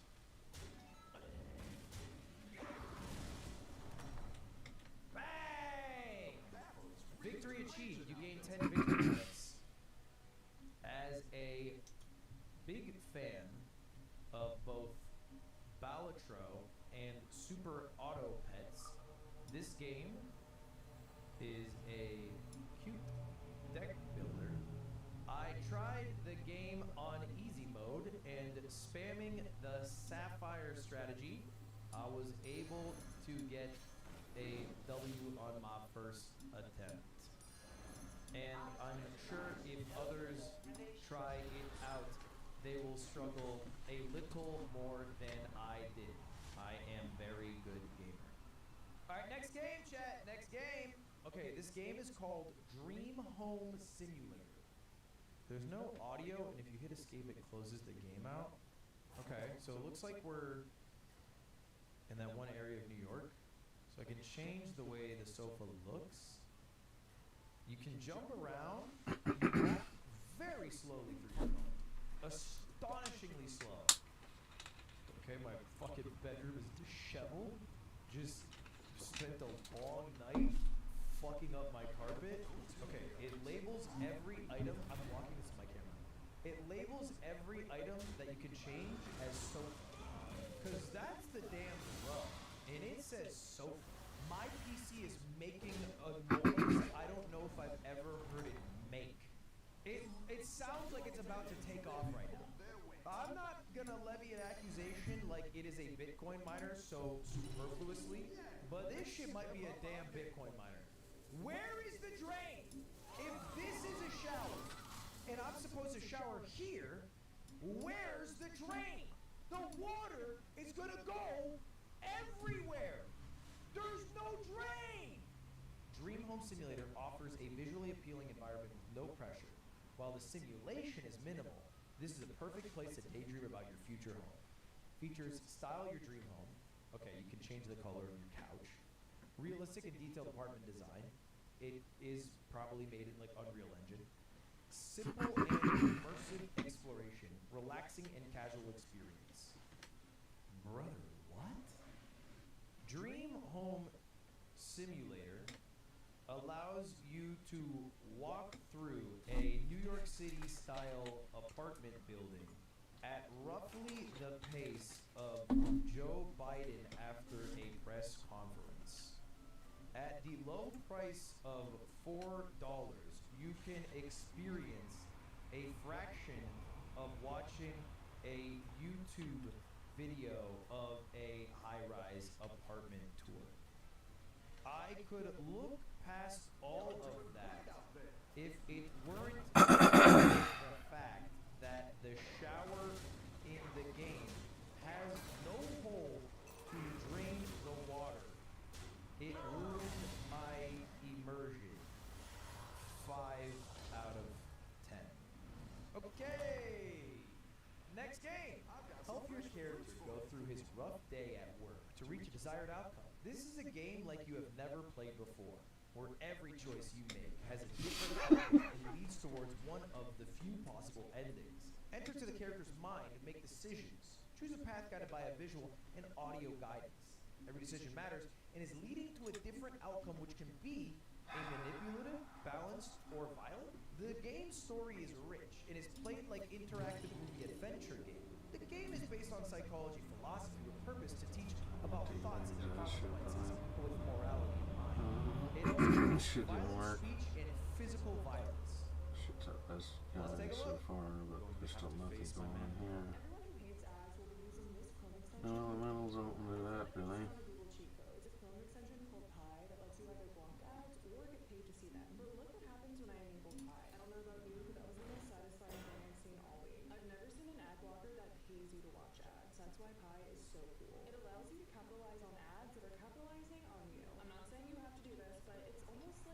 So now I can actually not this.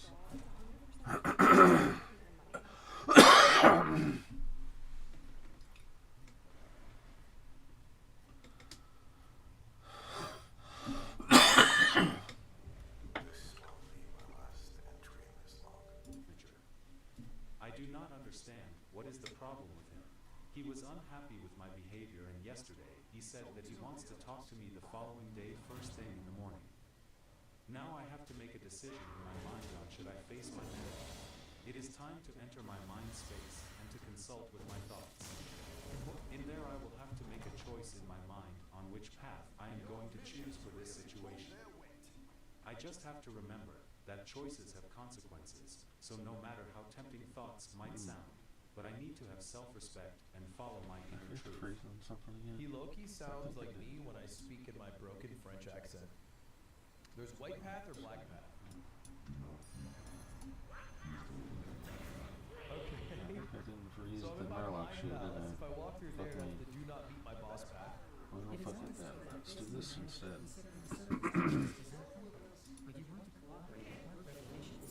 Alright, we have a very simple angel-devil situation. This is the path of meeting my boss. This is the path of ignoring. We shall go the black path. Oh, you have the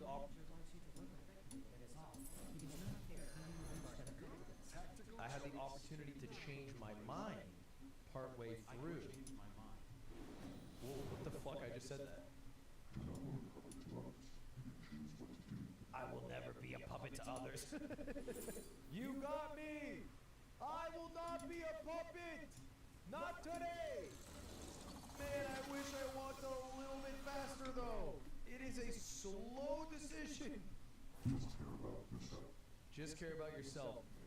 Dude, this is me when I'm playing League of Legends. Ignore your top lane's pings. There is my manager standing over there, but he seems occupied at the moment, so I might be able to slip through unnoticed. Mr. Anderson. Damn it. I see that you still have no respect for our company rules, and you have tried to avoid our meeting. Please decide now. Are you going to talk to me now and comply willingly, or you want to be repercussions for your incompliance? Talk to me like that? I'm gonna walk slowly in my mind for the next 5 minutes. It is important to respect others, but at the same time, Nah, fuck the rules. No respect. Wait, this is the path of submission. I don't think we take this fucking path. I might be a blockhead, Fucking last but you game. cannot call me a blockhead beta Come on bitch. in, man. you are making a responsible and correct choice by complying with Didn't even general need to get to the other guy. Just By had making this this guy. choice, you are walking the path of respect for yourself and others. I don't want to do that. Is this the illusion of choice? Because I feel like the white path is like, hey, you should listen to your boss. That's a respectful thing to do. And then the black path is like, submit. Submit. God damn it, I wish I walked faster. I am sorry. This was my mistake. I am ready to talk. Just please do not lay me off. I'm a beta! So everybody is going to be watching over you, and hopefully you are going to get back to your senses, and we all can have a balanced workflow, because otherwise this is going to be your last day at this office. Have I explained myself clearly to you? Fuck me. Fuck me. Oh!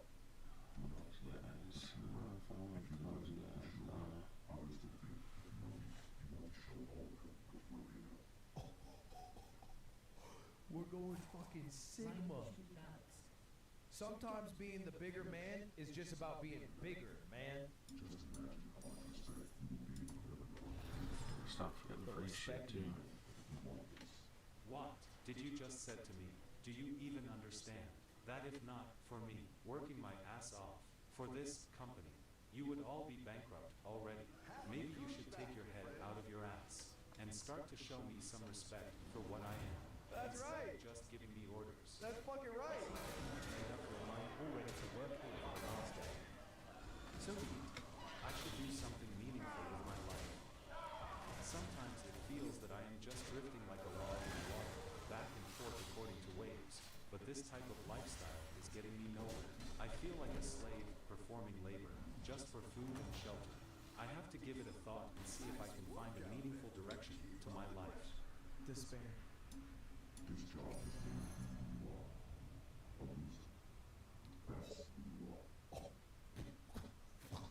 I'm a loser. Being a loser stops today. This is either the Sigma become.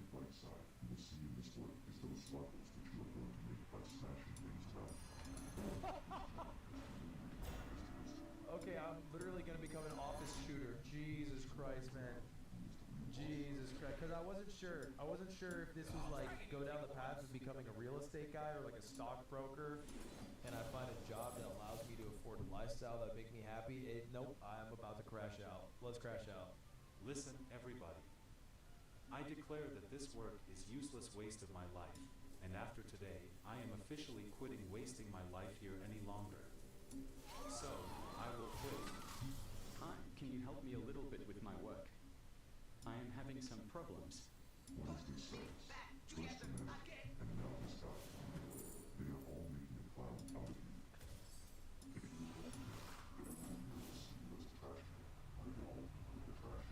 Everyone puts their trash in me because I'm a trash can. No, everybody ping the jungler. You lost your lane because I'm a trash can and I should have ganked you more. I have nothing to do. I have no objectives to worry about. I have no farm to get. I'm just your trash can to make fun of. Your stupid trash can. Little trash boy. I got something to say to you then. I got something to say to you. You truly do not know when to stop, do you? Okay, then, let me explain it to you in such a way that even such an idiot as you could comprehend. You see this fist. If I will ever see you here again, next time you talk to my face, you will talk to my fist with your teeth laying on the ground. Or should I show you an example of what I mean by that? I think I truly understand that you are unwilling to cooperate during work. So be it then. Goodbye. That was hard. Hey, I heard that you are able to help others with their work. Come here. I need your help. You heard what?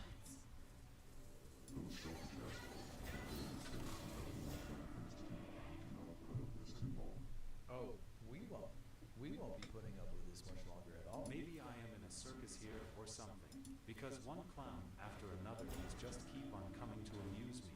But you know what? This is becoming not funny any longer. So if all of you assholes are not going to leave me alone, I am actually thinking about turning to violence here. Did you just say that you are not planning on helping me? You lazy bastard. What are you getting paid here for anyway? Get your ass over here and help me with my task, or I am going to report to the manager about your unwillingness. You said what?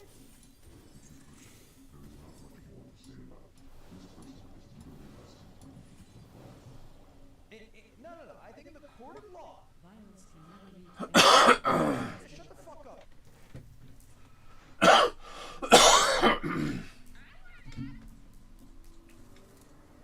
Every reason is the right reason to Orange Theory. Book your free class today. Cruise in elegance and sophistication in the ultimate driving machine. Experience unmatched style and power in the latest and greatest from BMW. Visit BMW of Tulsa online today, or come in and test drive your next sedan or SUV. It can lead to something here. The court of law, his words would be those that incite violence. I want to say he's a Jan 6 conspirator. Do not say that I have not warned you, so prepare. You are really willing to hit me. What is wrong with you, man? I'm out of here. I do not want to have to do with you anything anymore. How the fuck did he slip my punch? I feel like this work is not fulfilling me. I am not capable of reaching my potential at this work. Is this work is really something I want to do for the rest of my life? Ooh, the final path opened up.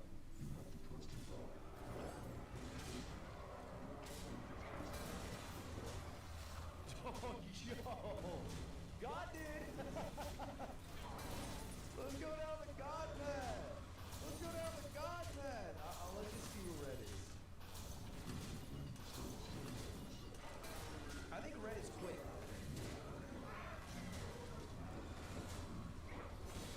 What does this even mean? They're gonna fire me and I'm gonna be like, no man, I love God. You made the most baffling decisions ever. I stood up for myself and then I turned to Jesus. I don't understand how that's weird. I know that God is going to send me a sign on what I am supposed to do, and I will see it, and then I will walk the path of God instead of a man. Okay. So, Mr. Anderson, we meet again. It appears that the time has come for revelation by your daily actions. Revelation. Based by your actions, you have left us no other choice but to let you go. We will no longer need your service at this company unless you have something to say about it.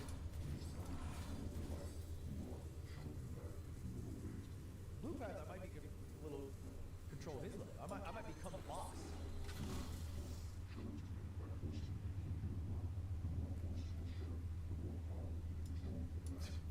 Okay. Listen to me. I am going to tell you now how it is going to be. You are going to keep me in this work, and not only that, you are going to raise my salary and give me better work conditions. This is how it is going to be. Have you understood everything that I just said? I am sorry, Mr. Anderson, but you are in no position to make any kind of demands regarding your association with this company because you no longer work at this company. Goodbye, Mr. Anderson. After being laid off from work, I have decided to try to become an independent video game maker, but because I have not learned my life lessons on how to discipline myself and how to use my motivational energies properly, I was unable to achieve anything successful. What? That's it? I failed! Dimensions of Mind? That game is heat! The game's dialogue is funny. Made my ass LOL straight up. His writing is this fire. His writing's fire. like, the angry guy would be like, did you heard that? He says you're bad at job.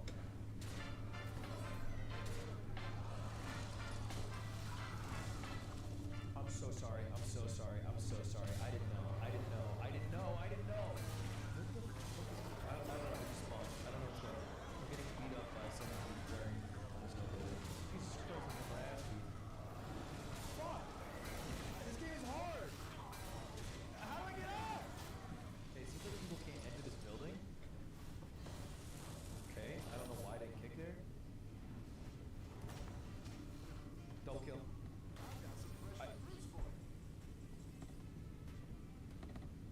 Now I'm fucking dead.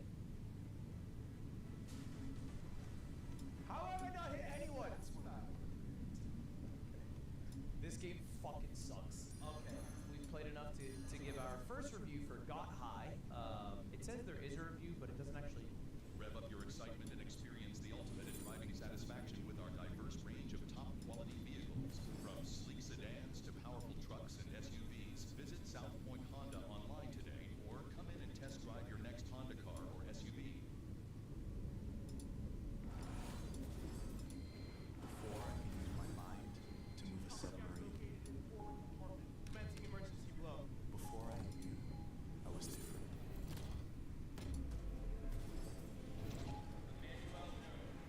Before I understood what nuclear truly meant. That struggle makes you stronger. And that inspiration is everywhere. Before I could do any of this, I had to be born for it.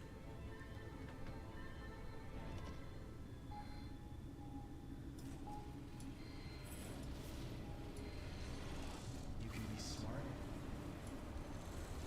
or you can be nuke smart.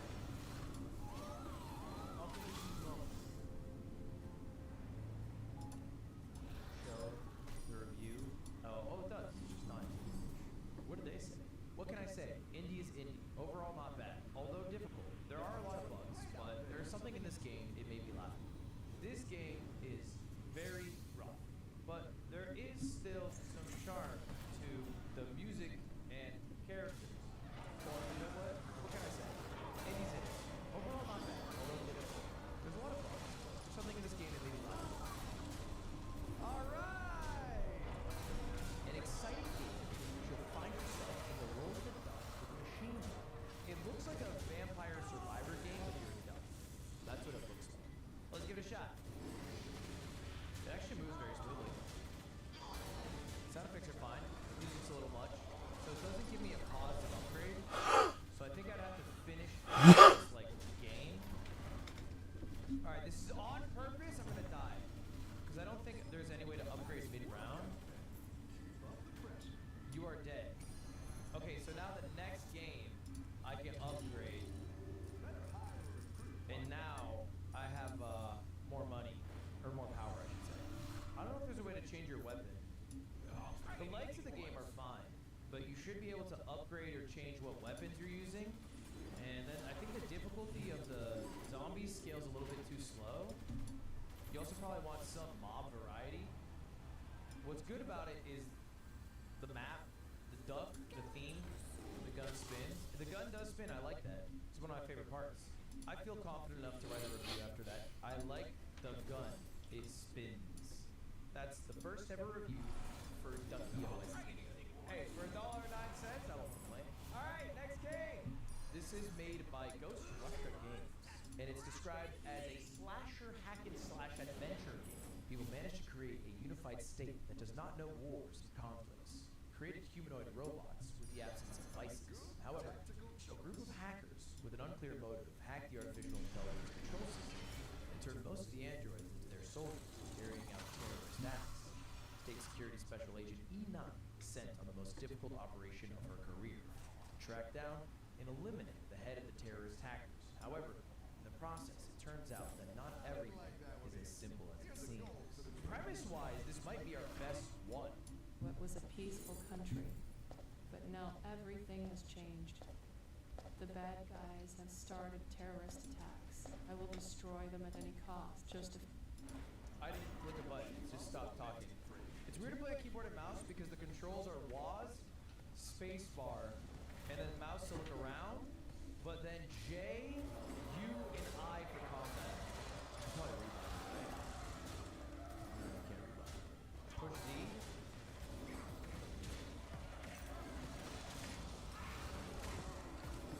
Throw it back. Damn! Damn! Hey, sorry, Battlegrounds. New game of the year has entered the arena.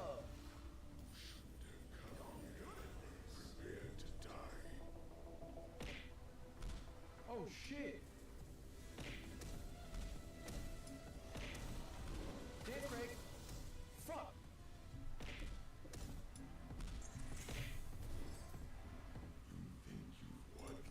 But you'll leave. You will find the answers on the server. I should go to the night area, reporting to headquarters and figure out what's going on here. We weren't expecting you. Boys, let's take it easy. Cybernative, what is there to say about it?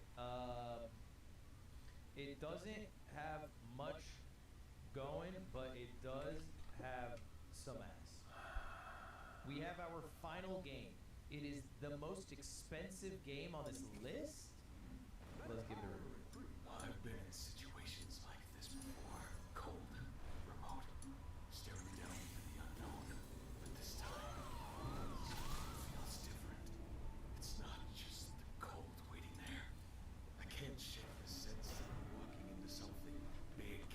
Something none of us are prepared for. Oh shit, what is happening? Fuck! This holiday, get our best deals on the hottest new devices at Cox Mobile, the smart way to mobile.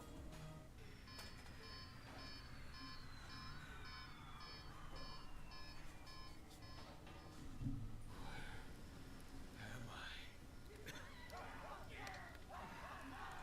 I need to move. I need to get up. What the fuck? I'm in the Arctic on a plane, and everyone around me burned alive.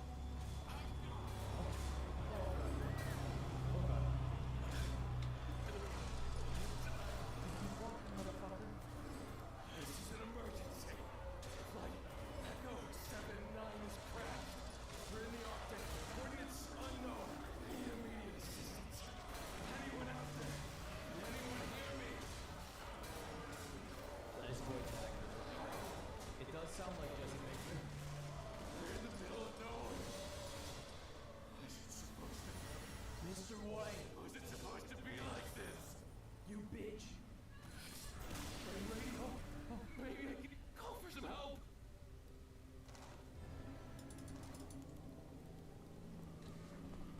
We crashed near the camp. Passengers confirmed deceased. No signs of life, except something strange. Unidentified entities circling wreckage. We need help. Hello? Hello? Oh, no, no, no, no, I'm done, I'm done, I'm done, I'm done, I'm done, I'm done, I'm done, I'm done, I'm done, I'm done, I am done. I am fucking done. See my heart rate though? You see my fucking heart rate? 48. Don't even go for fucking drop. God damn it, I'm a fucking ass. Oh. Press F? Dude, I'm not trying to fucking attract monsters.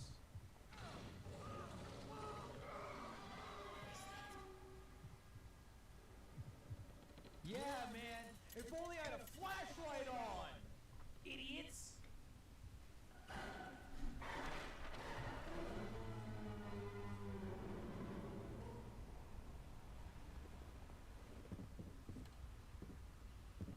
Run!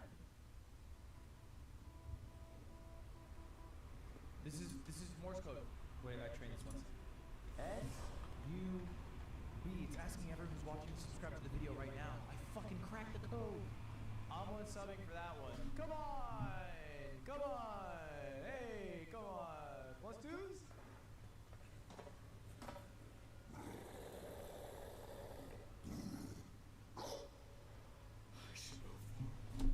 Yeah, we should go towards it. That's a good fucking idea, dipshit. Sorry. pipeline? Yeah, but if my...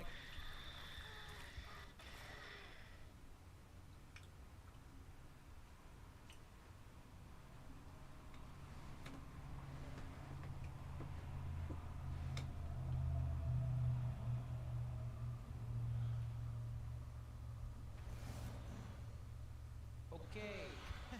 That was our final game. Frozen Below Arctic Expeditions. Dude, I can't believe that game has 0 Steam reviews. A little bit stressful for me. Not the type of game I usually play, but it's a really well done game. What a well done game that was. And voices. I can't believe you guys got Aaron Paul to voice act. This game is spooky.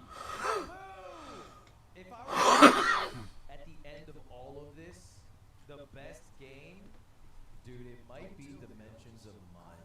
No, honest to God, it's probably Death by Chatter. There were some bangers, though. There were some bangers. I really like Dimensions of Mine.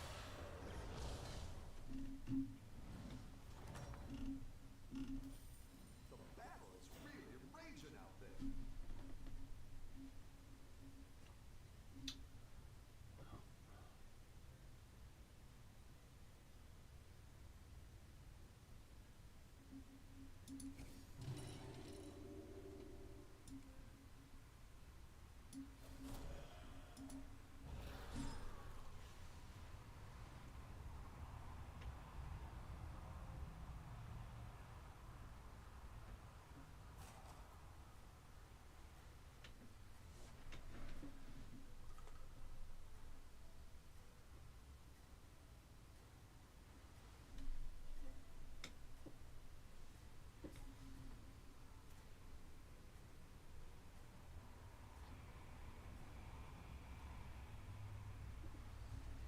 I think you can win this thing.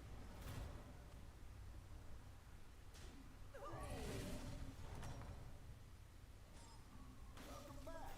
How's it going out there?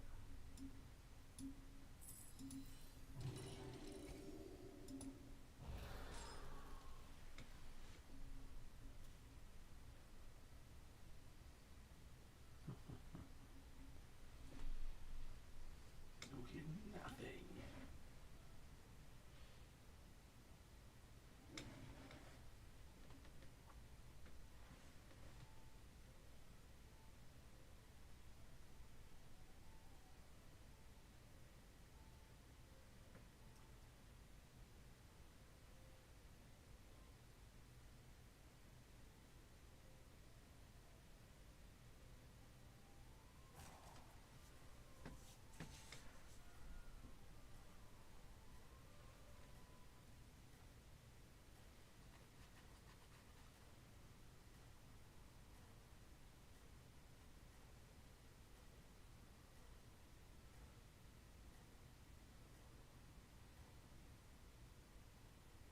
I think you can win this thing.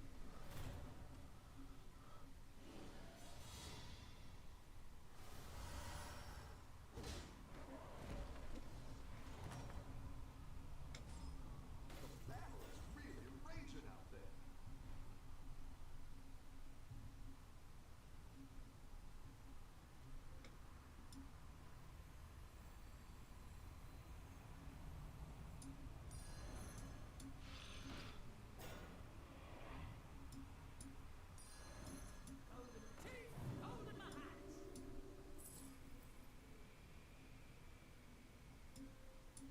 That one might make all the difference.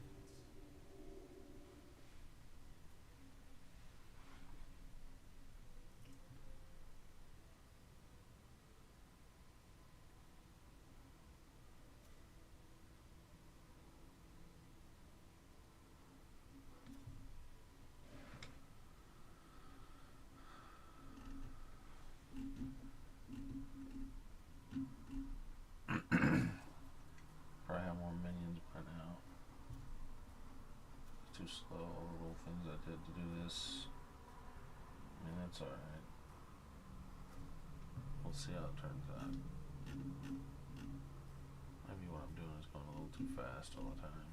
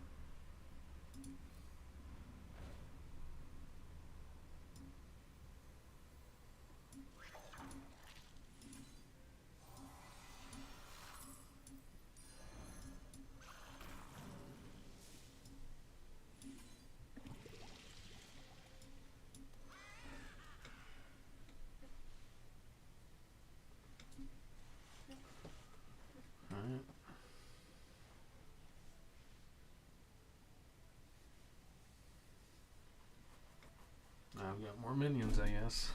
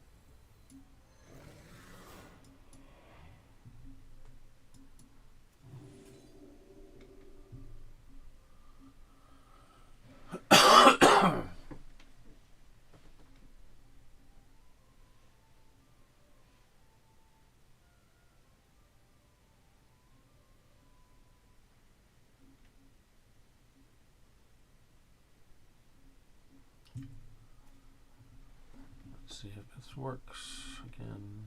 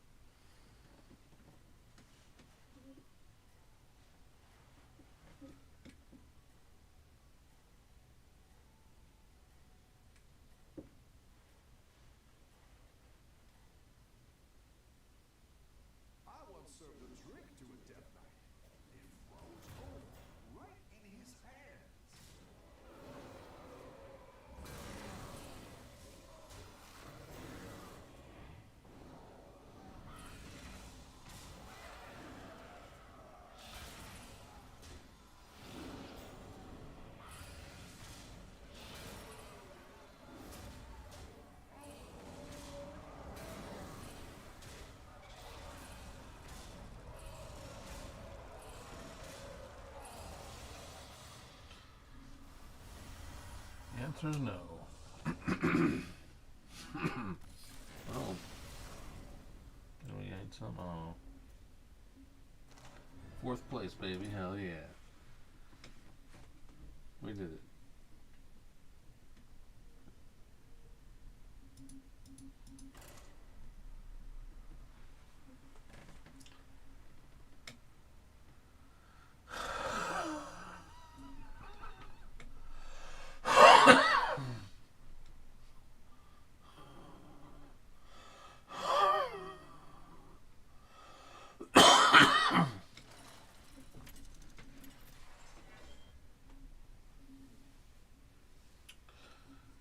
This guy is always cool.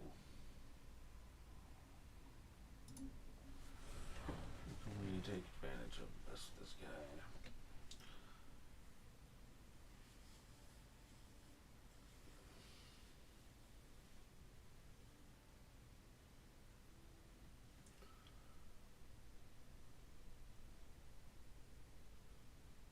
But anyone that has the spell cast thing, let's go take a peek here.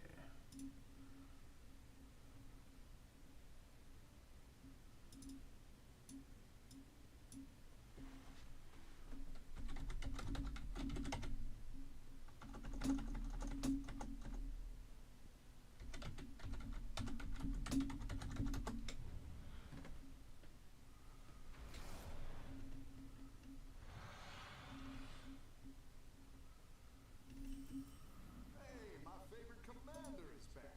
Ready to get started? So, yeah.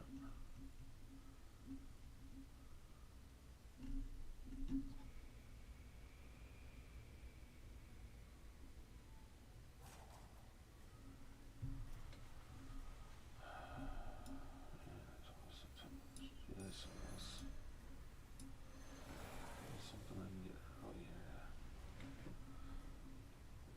What we got here? Can't do that. That's gonna be the one. Oh yeah, chef choice. It's down to stomp the shit out of everybody. The battle is really raging out there.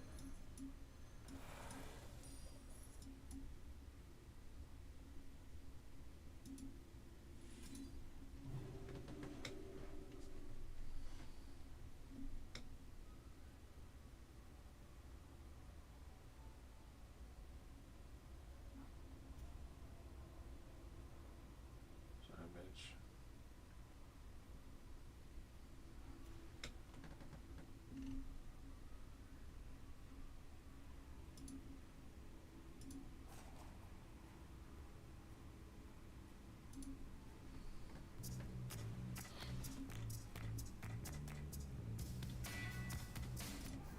You'll just be like, oh no, arrest that man! And then you just exit stage right. That would be stage left, right? Because it's the yeah, big brain.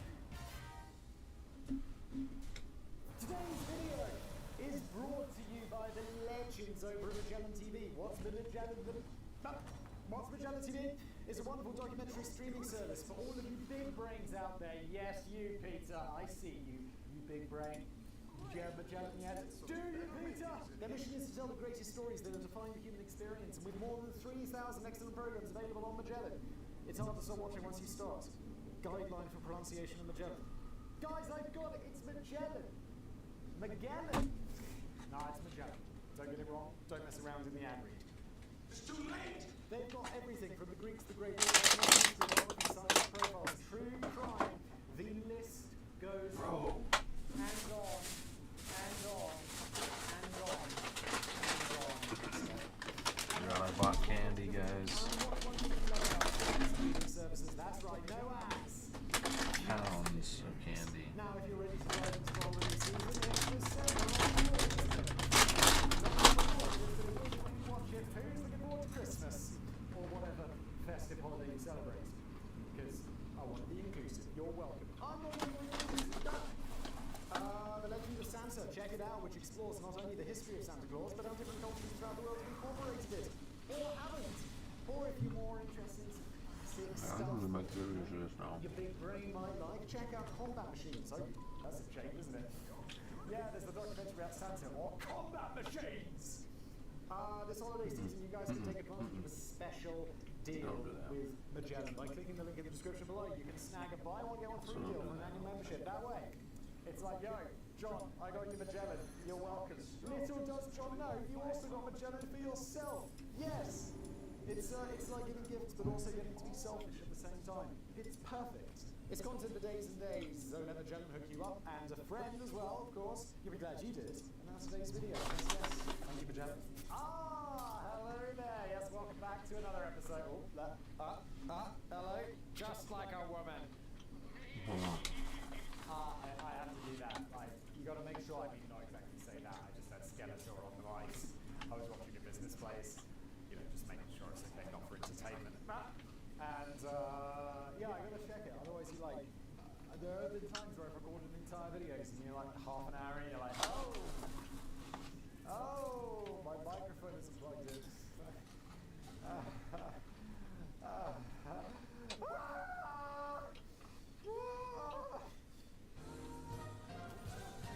Anarchy in the UK, idiotic stuff that is still technically the law. What happens here? Daddy's written me this script. I'm going to read it. Never read it before in my life. Why would I read things at a time like a professional? Please.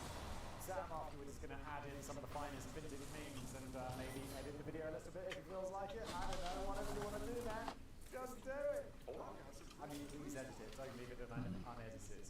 It would be just not very good. People will be like, did you upload the wrong thing? And I'll be like, well, did you not watch the introduction? Sam does as he pleases. I'll be like, hey, proof this! God damn it!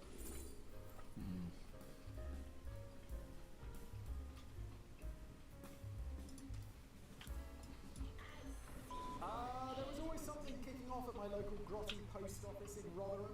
I feel like I was winning in life on those very rare occasions when I managed to make an exit without witnessing some kind of argument break out. It was usually something to do with queue jumping or wrong change being handed out or a problem with a benefit check, which had become illegible after getting dropped in a puddle of blood. I remember the last time.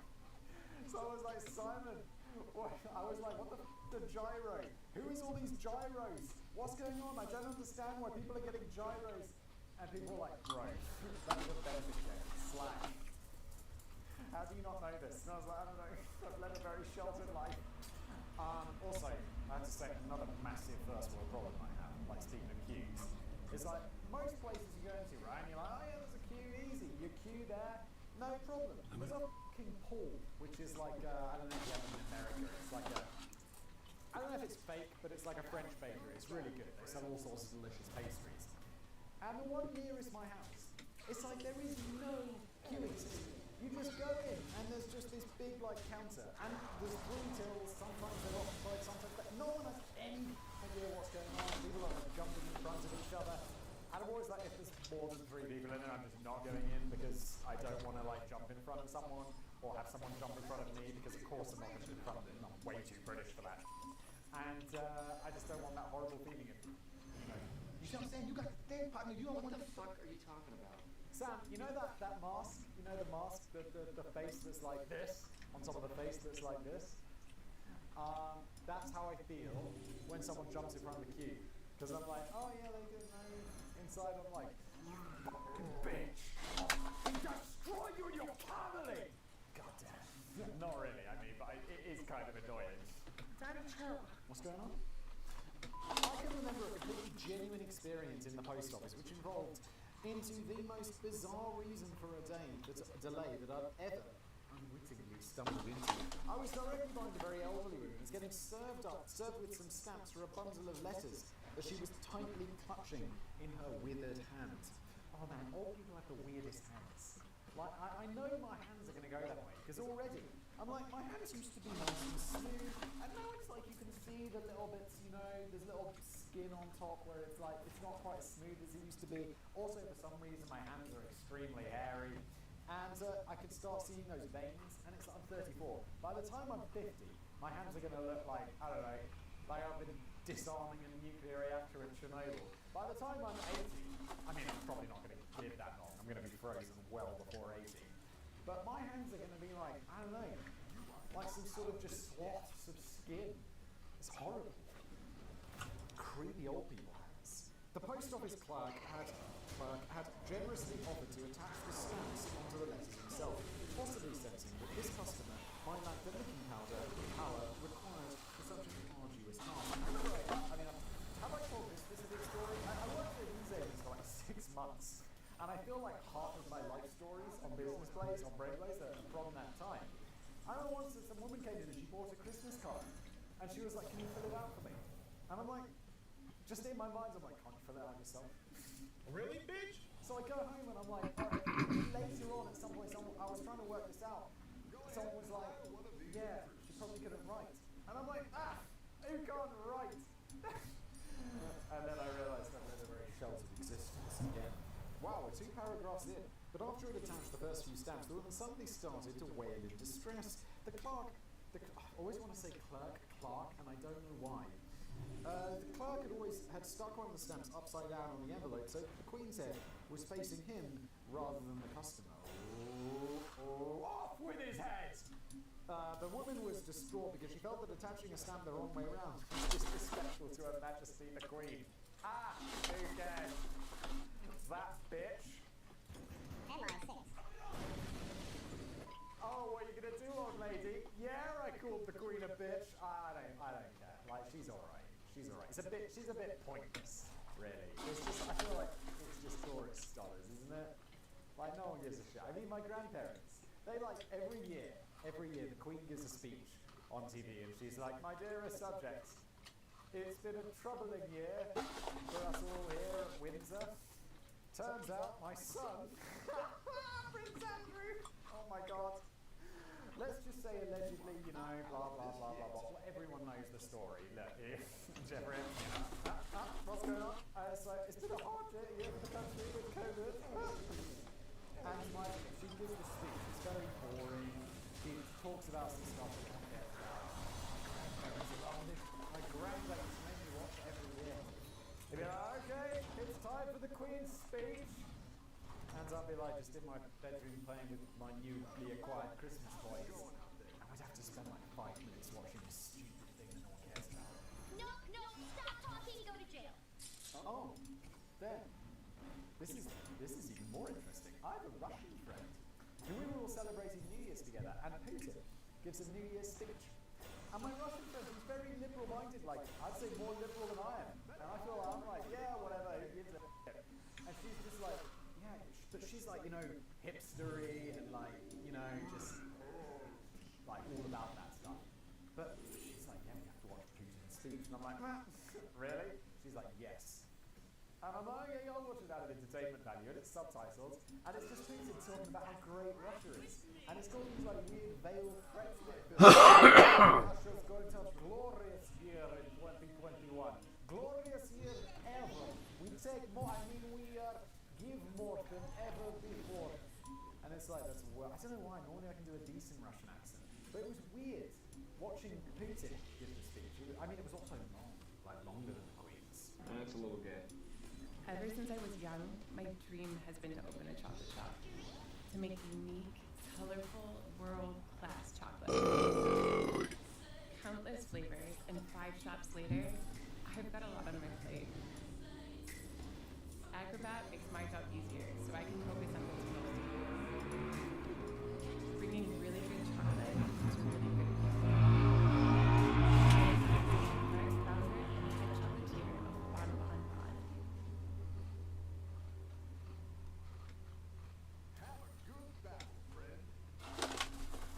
Introducing 4 30-day trial access to Autodesk Fusion. Whether you're a first-time user or Fusion Pro, this trial allows you to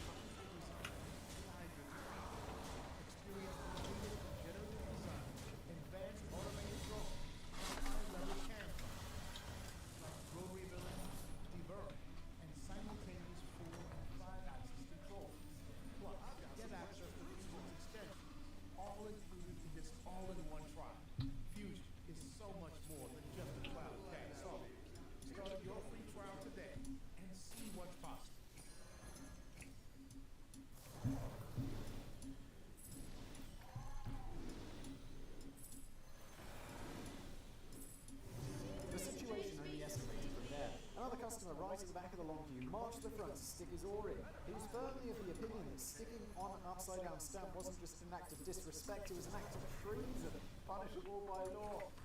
Alright, mate, you've been smoking the crack pipe. He went so far as to bring up the Treason Felony Act of 1848, which is still in force today and apparently makes specific reference to the criminal act of attaching a stamp the wrong way round. It carries a sentence of penal transportation, which involves you getting drowned beyond the seas. For the term beyond the seas, returning to natural life. Well, look, legal things don't really work like this.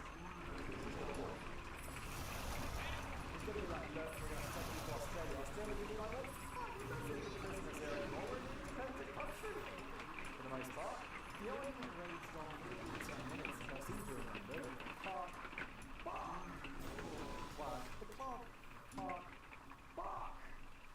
clerk avoided a sentence of penal transportation by just sticking another stamp on the envelope and making sure it was the right way round this time.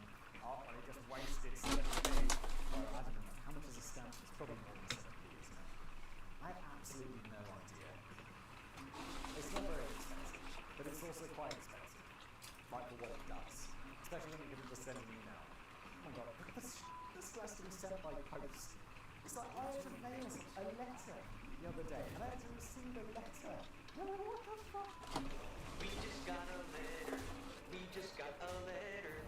We just got a letter. Wonder who's from.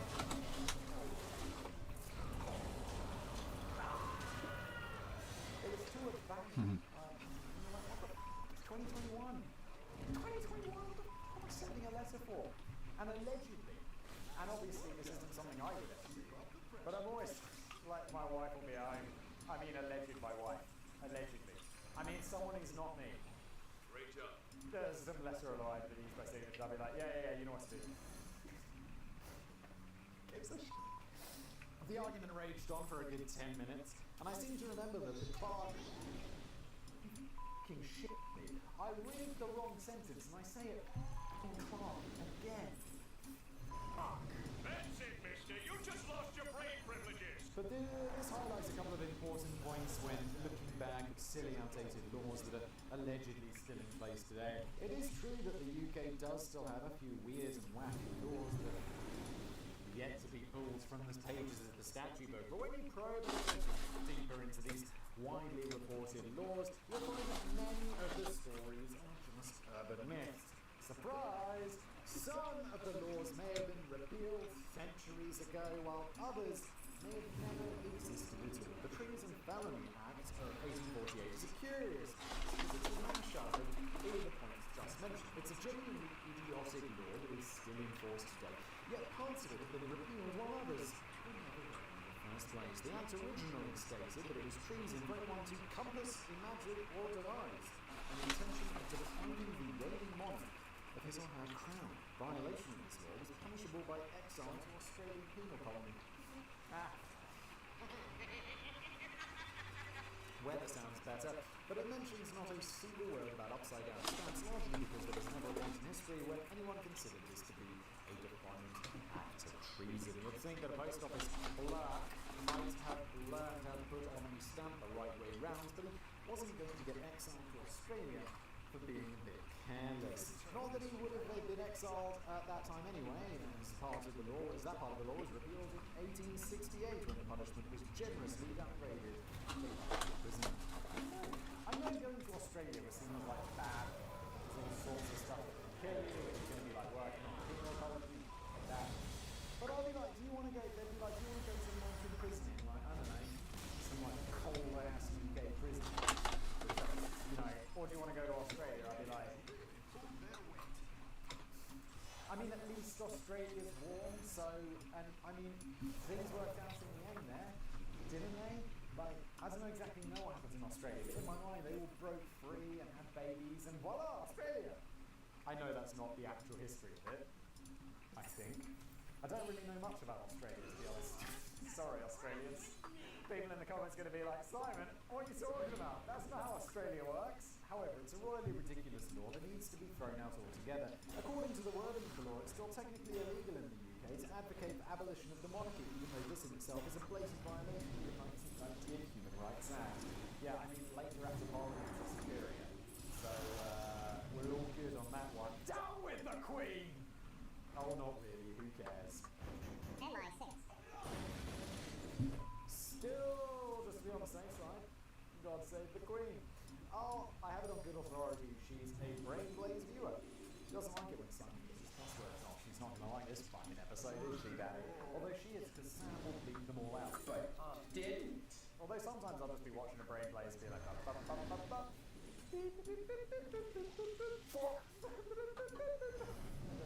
got them all, except for one extremely loud one. That's how I roll. Oh, there are several other cases of supposedly outlandish laws in the UK, which have no basis in reality, despite getting regularly bundled out by the press and online media. Contrary to what you might have heard, it's never been illegal to shoot a Scotsman with a crossbow in the city of York, as long as it's not a Sunday. And it has never been illegal to shoot a Welshman with a bow and arrow and shear as long as it's within the city walls. With bows and arrows. I always just assumed this was all fake. The Law Commission has even recently felt the need to publicly clarify this. It's illegal to shoot a Welsh or Scottish or any other person, regardless of the day, but they turn to automatic weapon. This is the United States of America, guys. Can you imagine actually doing that? Yeah, I don't like the Scottish guy, so I shot him and the rules are very specific. I would be like, you know, that's another religion, mate. You're going to jail for life. Believe it or not, It is not technically illegal to eat pies on Christmas Day. This appears to date back to the 17th century, when Christmas Day just happened to fall on a legally enforced day of fasting. But it's not been a problem since 1644. What the f*** is a legally enforced day of fasting? That sounds like a day where I've got the day before is the legally enforced day of hiding food on my person. Jesus. It's never been illegal for Scottish children under the age of 10 to catch sight of a naked mannequin in a clothes store. I'm not entirely sure which under such traumatic circumstances. The child, the parent, the store owner? Probably the naked mannequin. Don't do it. No. And there is definitely never been a law which stated that it's illegal for a woman to be topless in public in Liverpool, except if she's working as a clerk in a fish store. Oh my god, I've heard of the bow and arrow one. I've never heard of any of these. No idea where that one came from or the logic behind it, but I'll be amazed if at least one tropical fish store in Liverpool hasn't put this to the test. Since 1965, the Law Commission has been busy pruning outdated or nonsensical laws from the statute book, and it's estimated that they've repealed over 2,000 laws since then. Yeah, that's the problem when you've got a really old country. Like with all sorts of old laws and It's like we've got to spend ages like getting rid of all the weird ones. And it's going to take a long time. You can't just be like, yeah, we'll get rid of that one. Because what if they accidentally get rid of murder? They'll be like, oh, Jeff, did you actually get rid of murder when we were supposed to be getting rid of stupid crimes? And Jeff will be like, yeah, I know. And then there's like, they don't realise for 3 days and all these murderers walk free. It's extremely unlikely. I don't know why we played out this situation to this extent. But it's a long, slow process. There we go. And it's believed they don't always bother if it's blindingly obvious that the law has no modern relevance. So to put on my Quizmaster hat for the rest of the episode, which of these alleged UK laws still appear on the statute book today, and which were only ever a fairy tale fit for an upside-down queen? Oh my god, Danny, 2 things. One, is that the introduction to stuff? Because we're going to be here for a while. And secondly, is this now one of these ones where I have to guess? Because I like those. Okay, just let's look at the last page. Do we have like a answers? Do we have an answers? Wait. Oh wait, no, those are the 2 pages that I read. I'm like, did I get this right? Like, no, I'm just so dumb that I don't realise what's back. I'm blowing my eyes. No, you don't have any answers. I'm guessing they're in here. Let's just play along yourself. It's gonna be fun. 3, 2, 1, go!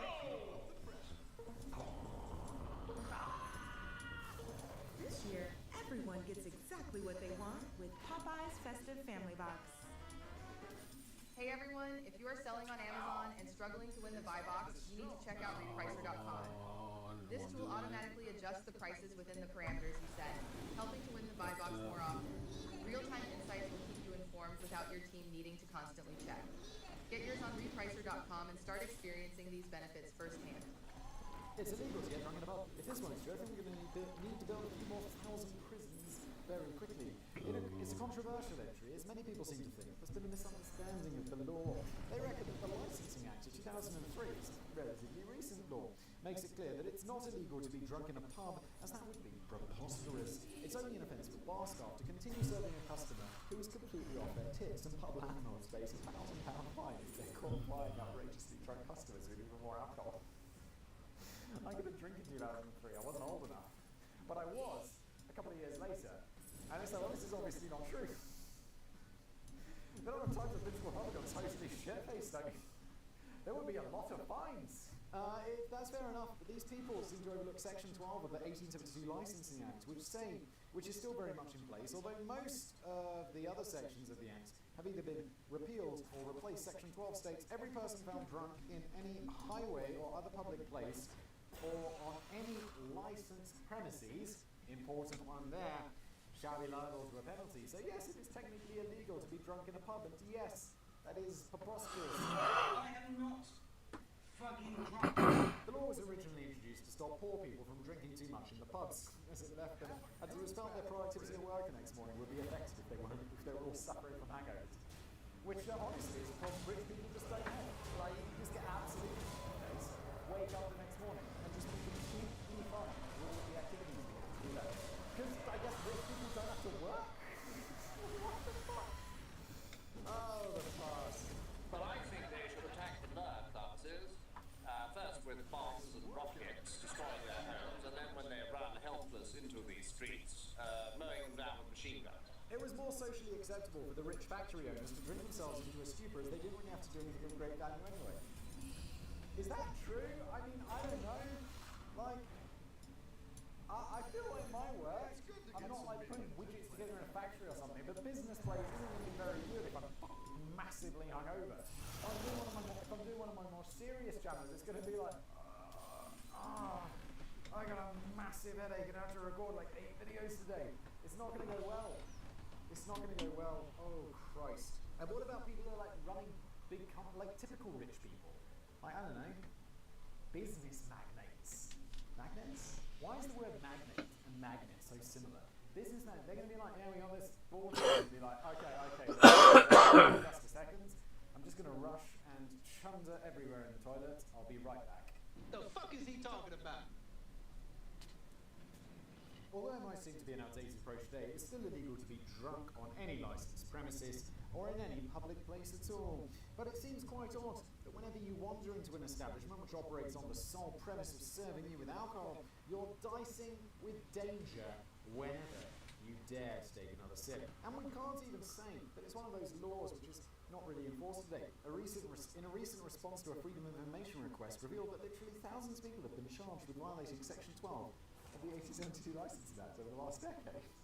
Really? I am not fucking drunk. I guess, I mean, it's got to be like because you're getting a bit leery. You know, it's not just going to be like, oh, you're really drunk and you fell asleep in the corner again. It's going to be like you got really drunk and you were starting fights and we're going to charge you with this licensing thing. But the reality is that it's only brought into play when a drunk person is creating a problem. Oh, big brain fact, boy, yes. I mean, this is extremely obvious. So in other words, nobody will bat an eyelid if you're getting quietly past in the pub, and if you learn to behave yourself with a belly full of booze. But the police can get involved the minute you start. It's illegal to dress up as a police officer. It's a dress party. The person who's a police officer or a soldier, for any reason whatsoever, is thought to be against the law, even if you're just attending a fancy dress party.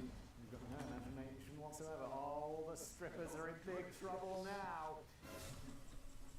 According to the 1894 Uniforms Act, dressing up as a member of the military without permission from the Queen is against the law. It could lead to a custodial sentence. Meanwhile, Section 90 of the Police Act of 1996 states that it's illegal to impersonate a member of the police force or carry in your possession an article of police uniform. Violating this law carries a maximum sentence of 6 months in prison. I was in a play once when I was a kid, like teenager, 15, 16, and we got camouflage gear. I was a soldier, and me and my mate, we were like, we dressed them as camouflage gear, they painted our faces and all this stuff, and this was just like we were doing dress rehearsals or whatever. And we had tiny roles in this play.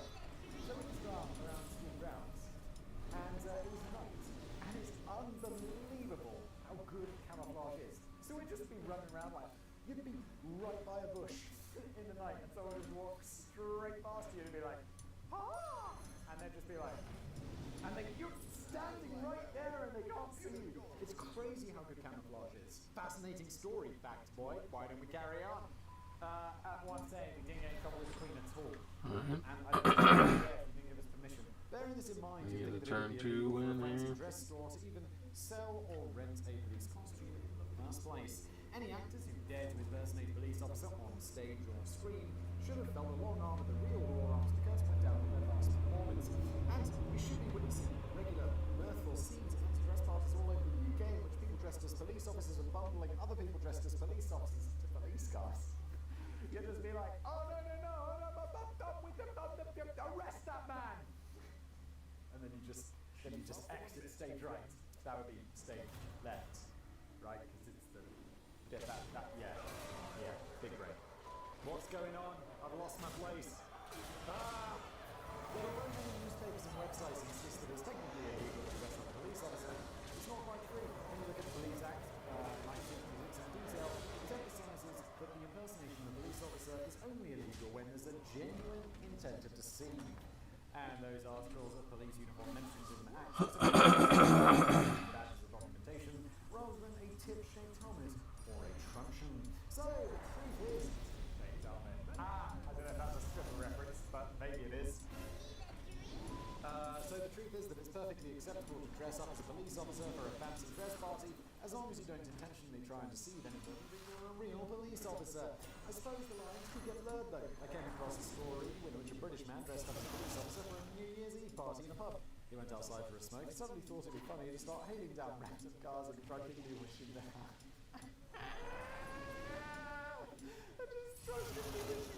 Happy New Year. Fucking legends. There's something really good about like drunk people's stories, isn't there? Where it's just like harmless fun. The real police were called and told him to get inside the pub. He was given a warning that he'd be in trouble if he tried to interact with anyone outside the confines of the party. There's an interesting point to consider for anyone making their way home after the host of a fancy dress party has finally kicked you all out. Having said that, it's still very much an offence for anyone who's never served in the forces to dress up in real military uniform in public. The only exceptions to this law relate to stage plays and performances, which explain why actors aren't getting arrested every day, and why me and my friend were safe. He's kinda gay. It's not gay, come on. He's kinda gay. Also, we were teenagers. They're not going to be like, are you actually a colonel? Be like, yes. What does it say on my arm? Dismissed. I just don't trust anybody like that. I don't trust something like that. Open that button. I don't trust like that. Open that button. But there are still regular arrests and fines dished out to non-actors who violate this law, even if they have the best of intentions. For example, a guy from Derby was fined £500 in 2017 for dressing up in a military uniform while taking part in a fundraising event for charity, which sends out packages to troops serving abroad. He claimed to merely be paying respect to fallen soldiers, although it was suggested that he was a bit of a Walter Mitty character who liked people to believe that he really served in the army. It's kind of harmless though, isn't it? It's just a poor guy who's just like, okay, it's that. Also, allegedly, whenever there's a box that allows you to get like doctor things like Mr. Mrs. Reverend Doctor, I'm always like, it's just good in your own life. I'm always like, I just choose different ones, like whatever I want. I've been His Royal Highness, I've been Colonel, I've been God King, and now I'm really worried that I'm going to get in trouble for the Colonel one. They're like, are you a Colonel? It's like, no, I'll change it. It's just God King. Just call me God King. What the fuck are you talking about? It's illegal to hold a salmon suspiciously. That sounds like a lie. Jolly Sausage, Hurtle. This isn't a game though. I thought this would be a bit of a game. That was like trying to guess or something. And now I'm like not guessing at all because, well, it's not a game. Do you want to play a game? I want to play a game. Jolly Sausage hurtled down the dark alleyway and paused for a minute to catch his breath. Tonight, a bit of close call, but I figured he was just about to get away with it. No thanks to Billy Pancake, who got the judges and scarfed like a weasel down to help the skelter. He glanced down to check the salmon, but he's holding in his hand. Fishmonger Freddy had given him a pretty good price tonight. This is going to slip down nicely with a bit of lightly grilled asparagus and a Kinder Surprise egg. But just as he was pondering whether to bake, fry, or poach his main course, he heard the thud of heavy footsteps behind him, and then became temporarily blinded by a flashlight. It was the filth! Wait, it's the filth. Oh, the sausage. The next line is the sausage, not bleeding your head. Filth for police. I remember a friend of mine was, he was wearing a stoplight in his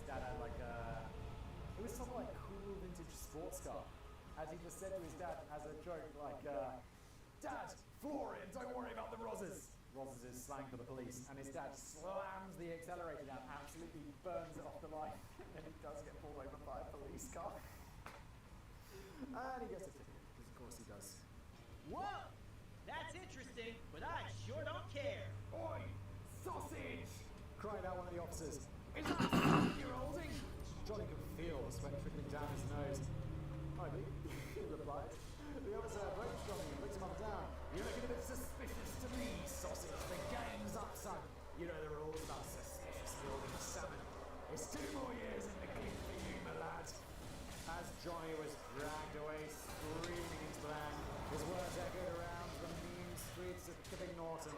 This isn't fair! I've been properly stitched up like a mackerel! Or so, is it really illegal to hold a salmon suspiciously? By the way, yes. Well, just like, you're like this, just holding it like, The relatively recent Salmon Act of 1986. Holy shit. Parliament, what are you up to?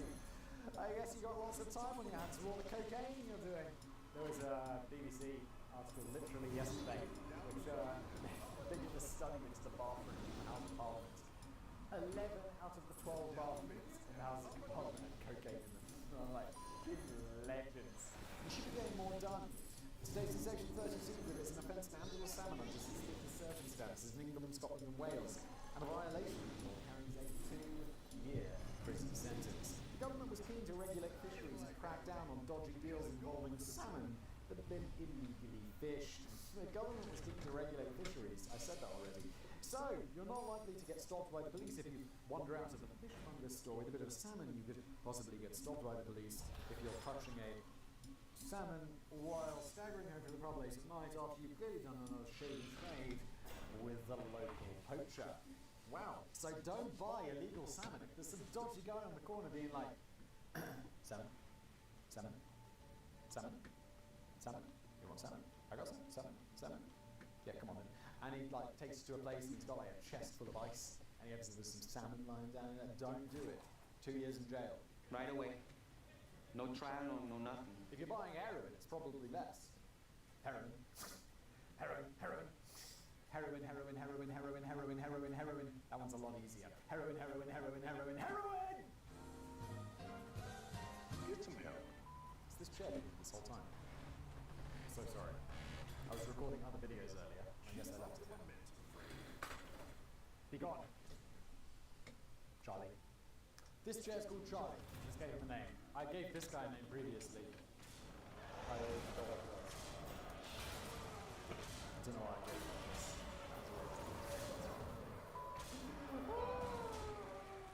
Would it be it's a law that possibly just benefited from a slightly clearer wording. Rather alarming music, the House of Lords. Total of 5 hours. Probably drunk. They're all super old. And they're in the House of Lords because they Hell yeah. There is a part, I know people are going to go out, of course there is, Simon, it's England. Your country's built on, like, who's your blood inherited from. And I'll be like, well, not really anymore, because no one gives a shit about, like, this. That all those people are now poor because of taxes and not wanting to work. I mean, they're not poor, but then, you know, they... You know what I mean? You know what I mean? There's no parts of Parliament, it's just a bunch of old white dudes being like, oh, let's see what the House of Commons has got for us today. Oh, interesting. Shall we pass this or not? This is how I imagine they speak. Fortunately now, if they say no, the House of Commons could just be like, you were actually elected, you're twats. I am the Senate. Not yet. The House of Lords should definitely be got rid of. I wouldn't want to tax their brain cells any further so they can have this new wording for free. It's an offence to handle poached salmon. Bingo, Danny. I think Danny should be in the House of Lords. We should get that going. I'd like that. I mean, you can't be elected to the House of Lords. We should change that and then have him put in the House of Lords. There's all facts I need to brain blades for me. That's slavery! Society! They work for each other, Morty. That just sounds like slavery with extra steps. Ooh la la, someone's gonna get laid in college. Pregnant women have a legal right to relieve themselves in a police officer's helmet. I've heard of this one, but I don't. Is it? Surely not. It's a good job we still have some conscientious people out there who recognise an archaic law when they see one and demand to have it repealed. Just to pluck one example out of a soggy hat, isn't it about time we got rid of that damn stupid law which states the police officer is legally obliged to hand over his helmet to any pregnant woman who's been caught short in public? Just a few years ago, a group of concerned citizens launched a petition on the Downing Street website to this law noted that this law has no place in modern Britain and pointed out that it was specifically degrading and insulting to male police officers. No, it's not. No one cares. If I was a police officer, like, sweet, I'm going to get a new hat for free. Why is this a problem? I don't have to wear my stupid hat for the rest of the day. I wasn't quite sure of the logic behind this last bit. I would imagine that a police officer of any gender is unlikely to be terribly impressed by the idea of somebody pissing into their helmet. But I think the main point is that the male version of the helmet has a larger capacity, so it's more likely to be commandeered by a pregnant woman in need of urgent relief. Sadly, the petition didn't gather enough signatures to warrant a hearing in Parliament, but the good news is that it didn't really justify a hearing in Parliament anyway, as the law never existed in the first place. How many signatures do you need to get something into Parliament? Surely people with, like, big enough social influence, like with YouTube channels and such, could definitely get enough signatures. Don't do that, please don't do that. It's too late to run, Malone. It's too late.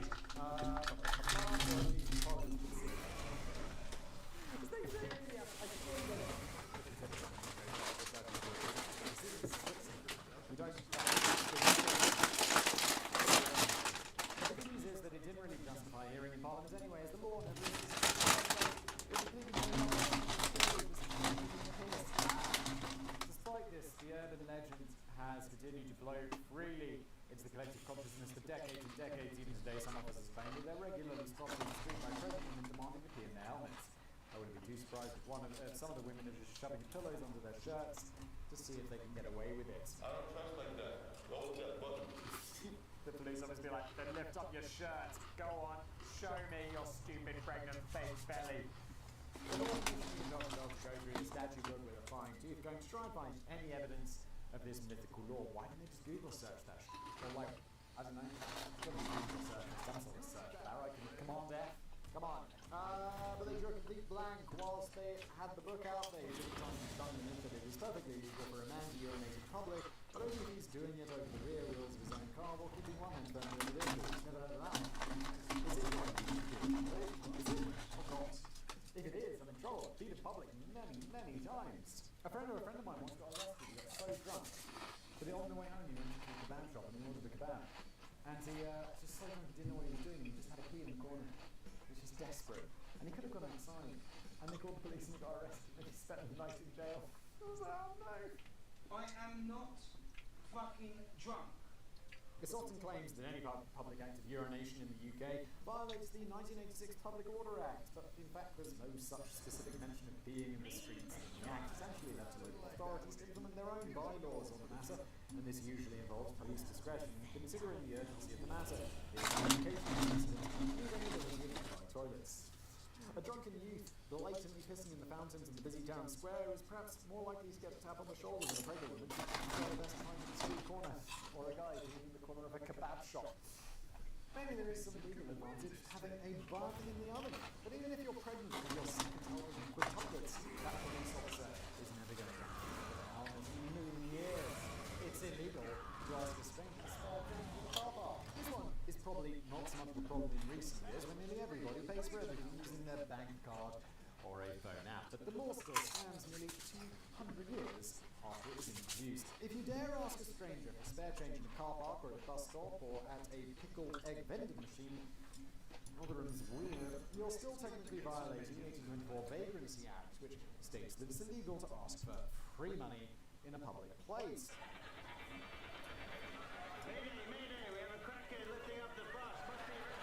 Naturally, nobody has ever been arrested for asking for change in the car park, but that's not really the main issue with this law.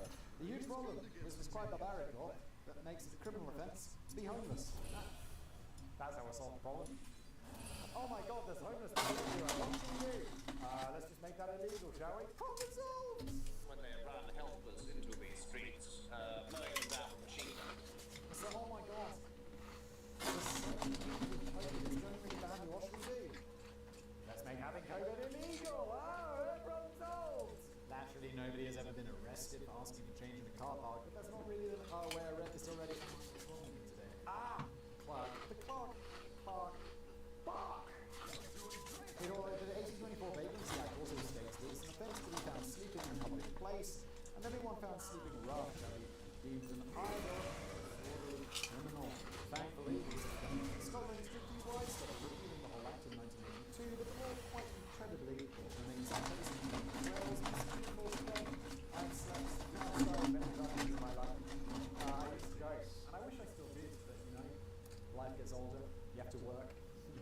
they to look after the cuts on random trips with friends. I used to go like most years on a cycling trip with a friend of mine from university, and we just take nothing. We really just take like a little bag with us. We jump on our bikes. We did like the north to the south of England trip, and we just like, where should we sleep? Just find a little park. Or it was mostly like a little forest somewhere, or like a bush, and just like camp out, sleep outside, just in our sleeping bags, and then we'd cycle on the next day. It took us 12 days or 11 days. 11 days? Yeah, something like that, to do the whole trip. And we just slept outside just randomly the whole time. And by the end of that trip, we stank. Because we were like cycling 100 miles a day, in the shower for 11 days, and just slept outside. Yeah, with basically one set of clothes. Like, yeah. Do you want to cycle ahead or behind? You'd be like, always want to cycle ahead. Because always you're just smelling the other person. That was rough.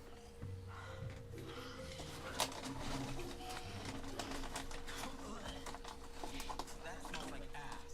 The Act, even had its critics back in the day when it was first introduced, to deal with an unwelcome rise in sailors and soldiers returning home to the running on the wars. Now some of the revo heads or police have to listen.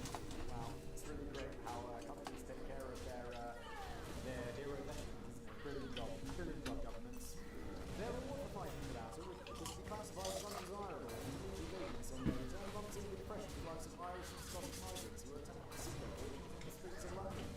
Independent MP William Wilberforce had condemned the proposal of the Act, and it took no time to consider the circumstances of how an individual might found themselves homeless, and instead just branded them all as criminals. Nearly 200 years later, anyone with an ounce of passion in their soul, I guess that means compassion, is making the exact same argument. Although the number of arrests has steadily declined over recent years, the Act is still frequently used by police to move homeless people into more discreet areas where they're less likely to be an eyesore to the public. And thank God for that, because there's nothing worse than idling along on the streets, drinking a latte, having a good time, having recently filled up your healthy wallet from the ATM, and then you see a dirty homeless person. Hopefully he doesn't wrong me, or come near me, or look at me in any way. No.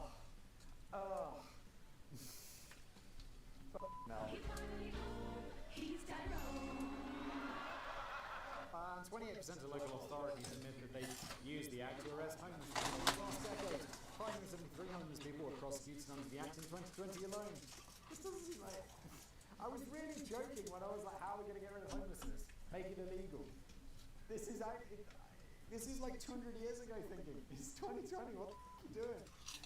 And it's beggars belief that the punishment for being homeless is a fine for £1,000 for not collecting that.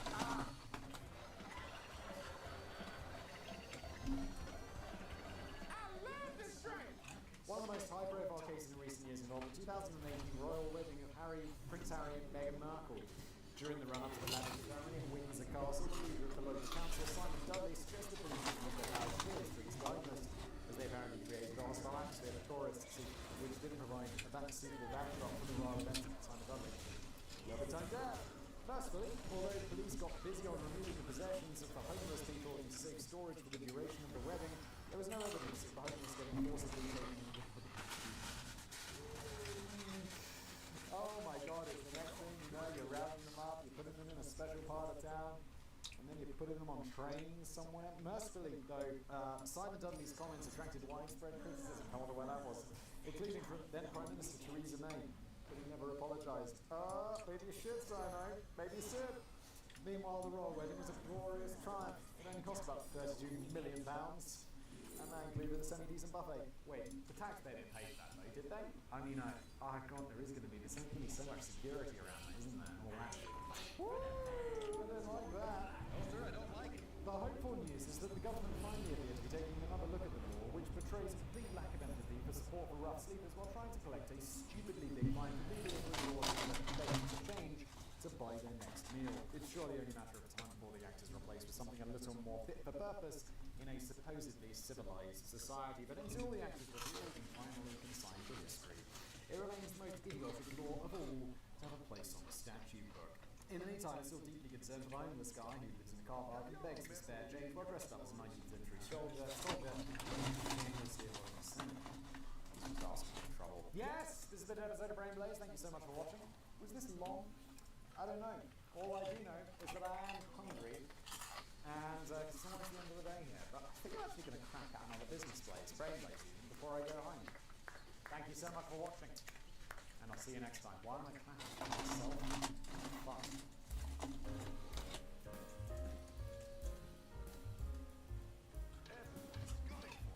We just got a letter.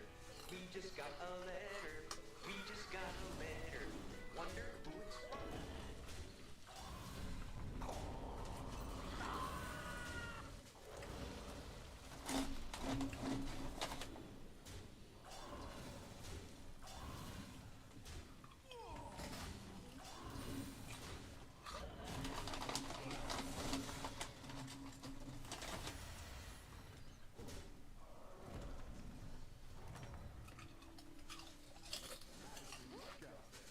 Keep up the pressure.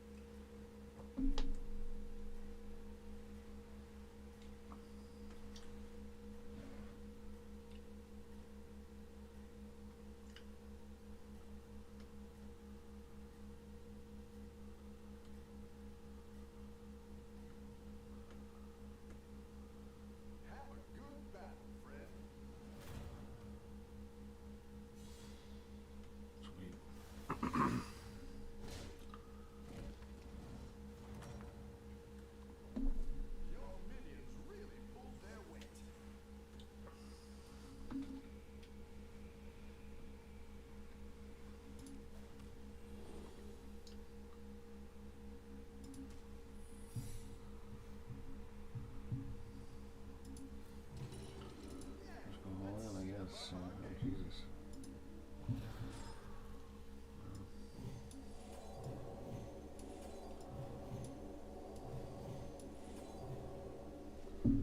Get serious.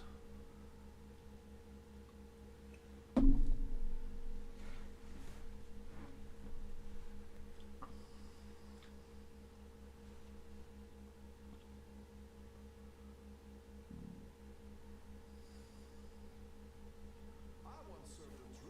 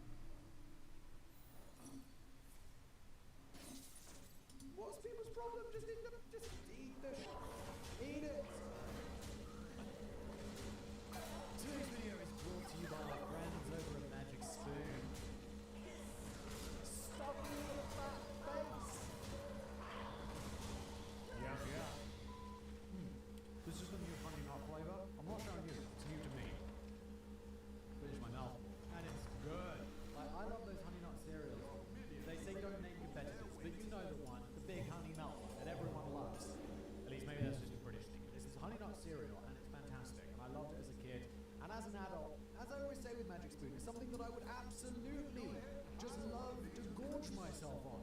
But then you remember, oh yeah, as an adult, you know, if you gorge yourself on cereal, you're going to put on some weight, aren't you? It's not going to be the healthiest option because it's loaded with sugar, but you can bring back.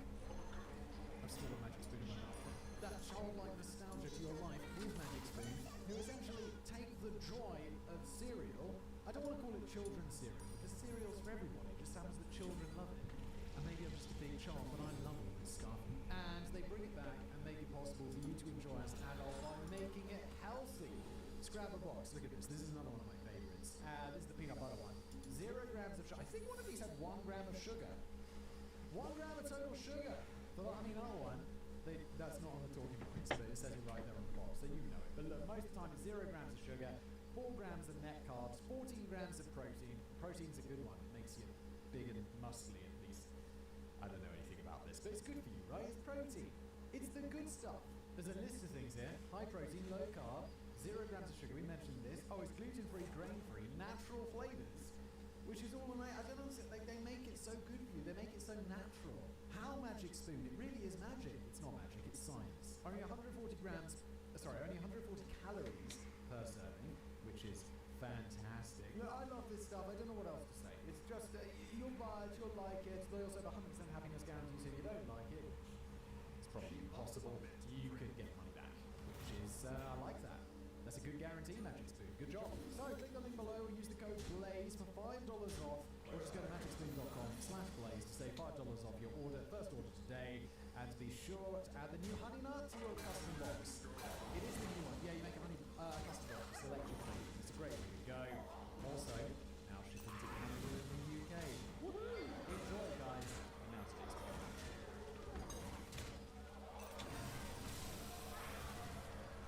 Hello there. Welcome to another episode of Brain Blaze. I am your wonderful host Simon, and what happens here? We cover a topic. Times products change their ingredients, and everyone got really pissed off. Feels familiar, doesn't it? Doesn't it? This is written by Danny. Thank you, Danny. It's edited by Sam. Thank you, Sam. And let us begin. It must be a bit daunting when the winner of 3 Michelin stars pops into your pub and orders a bite to eat. Cue profuse sweating. Heston's here. Back in 2011, the celebrated British chef and restaurateur Marco Pierre White wandered into a swanky pub called the Handsome Cab in Kensington, which just happened to be owned by shit-stirring TV non-personality Piers Morgan. Piers Morgan owns a restaurant, of course he does. God, Piers Morgan's annoying. The kitchen staff must have felt slightly reassured when Marco appeared to be in the mood to keep things fairly simple by ordering sausage mash. But, oh heck, there was a problem when the food arrived, not with the sausages or the mash, it was the bottle of HP brown sauce that Marco had liberally splashed all over his meal. This is a very, very weird scene. The best way to describe brown sauce to the uninitiated, oh yeah, Americans, you might not know what this is. It's a bit weird, but it is delicious. It's a sauce that's brown, it's sweet, it's sour, it's spicy, it's a condiment containing tomatoes, vinegar, molasses, dates, and all other kinds of meat. I like to use molasses. Molasses is treacle in English. You're welcome, Britain. I don't remember asking you a goddamn thing. The Brits in particular have been drenching it all over with good fry ever since the sauce was first introduced to the UK, all the way back in 1895. Holy shit, that's back in the day. The famous HP variety of brown sauce is still seen as an icon of Britishness, despite the fact it was HP was acquired by the American giant Heinz, who quickly got busy on moving all manufacturing to Holland, leading to a short-lived and half-hearted boycott in the UK. Do you really care? Who cares where it's made? Doesn't make it any less, like, culturally British.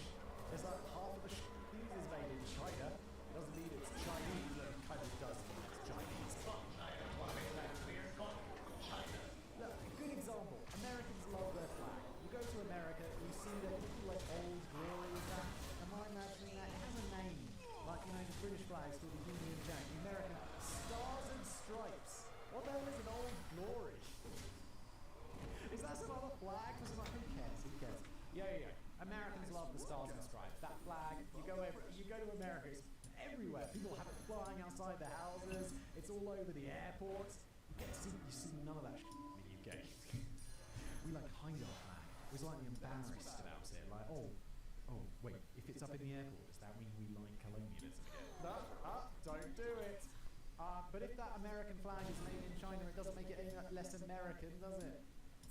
You don't need to boycott it. I'm sure some people would. But anyway, Marco Pierre White had bigger problems on his plate that day. He initially assumed that the reason his pudgy tasted awful was because the sausages were off, but then he realised that the issue was with the HP brown sauce, and his complaint wasn't easily rectified because Heinz had secretly changed the recipe after 116 years without telling anybody. And to be fair, it wasn't even their fault. The UK government was on a drive to reduce the salt intake of their grossly unhealthy citizens and allegedly saved the NHS around £46 million a year. In order to comply with the government's new responsibility deal, Heinz agreed to reduce the salt in brown sauce by as much as 38%. Look, how about government? And how about Heinz? And how about we just tell the government to f*** off? It's a responsibility deal. Yo, listen.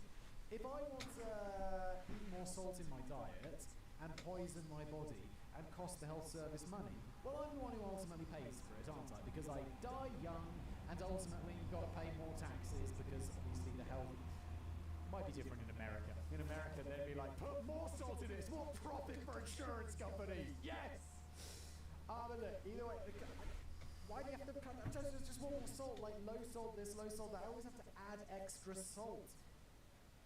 Good lord. Just a little sodium chloride. Actually, dude, it's salt.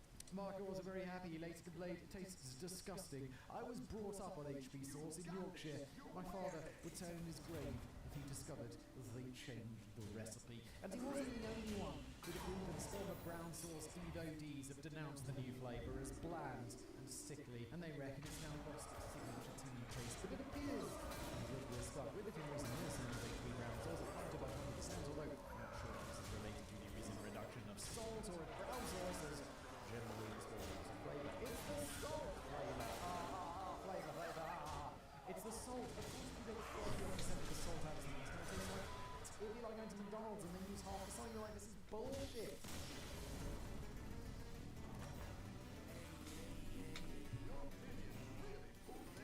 It doesn't taste as good.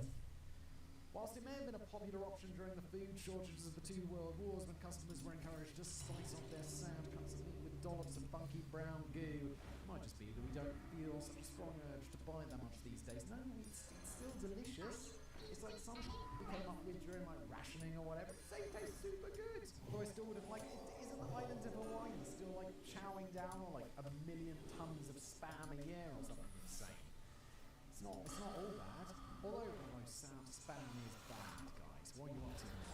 You're like an island in the middle of the Pacific. Don't you have tons of fish to eat or something like that? Why are you eating canned meat? Canned weird meat. Although I still didn't fancy tucking into sausages or bacon without it. Just one more minor quibble with a new healthier recipe though. The new formula compensates for the sparsity of salt by whacking loads more carbs and calories into the bottle instead.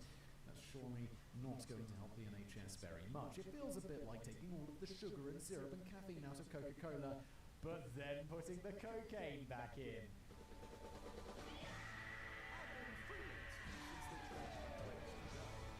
Which, I mean, yeah, that'd be great. You take out the sugar, mostly they take out the sugar and they put in aspartame. How about we just take out the sugar and put crack in there? Chalk, not cheese.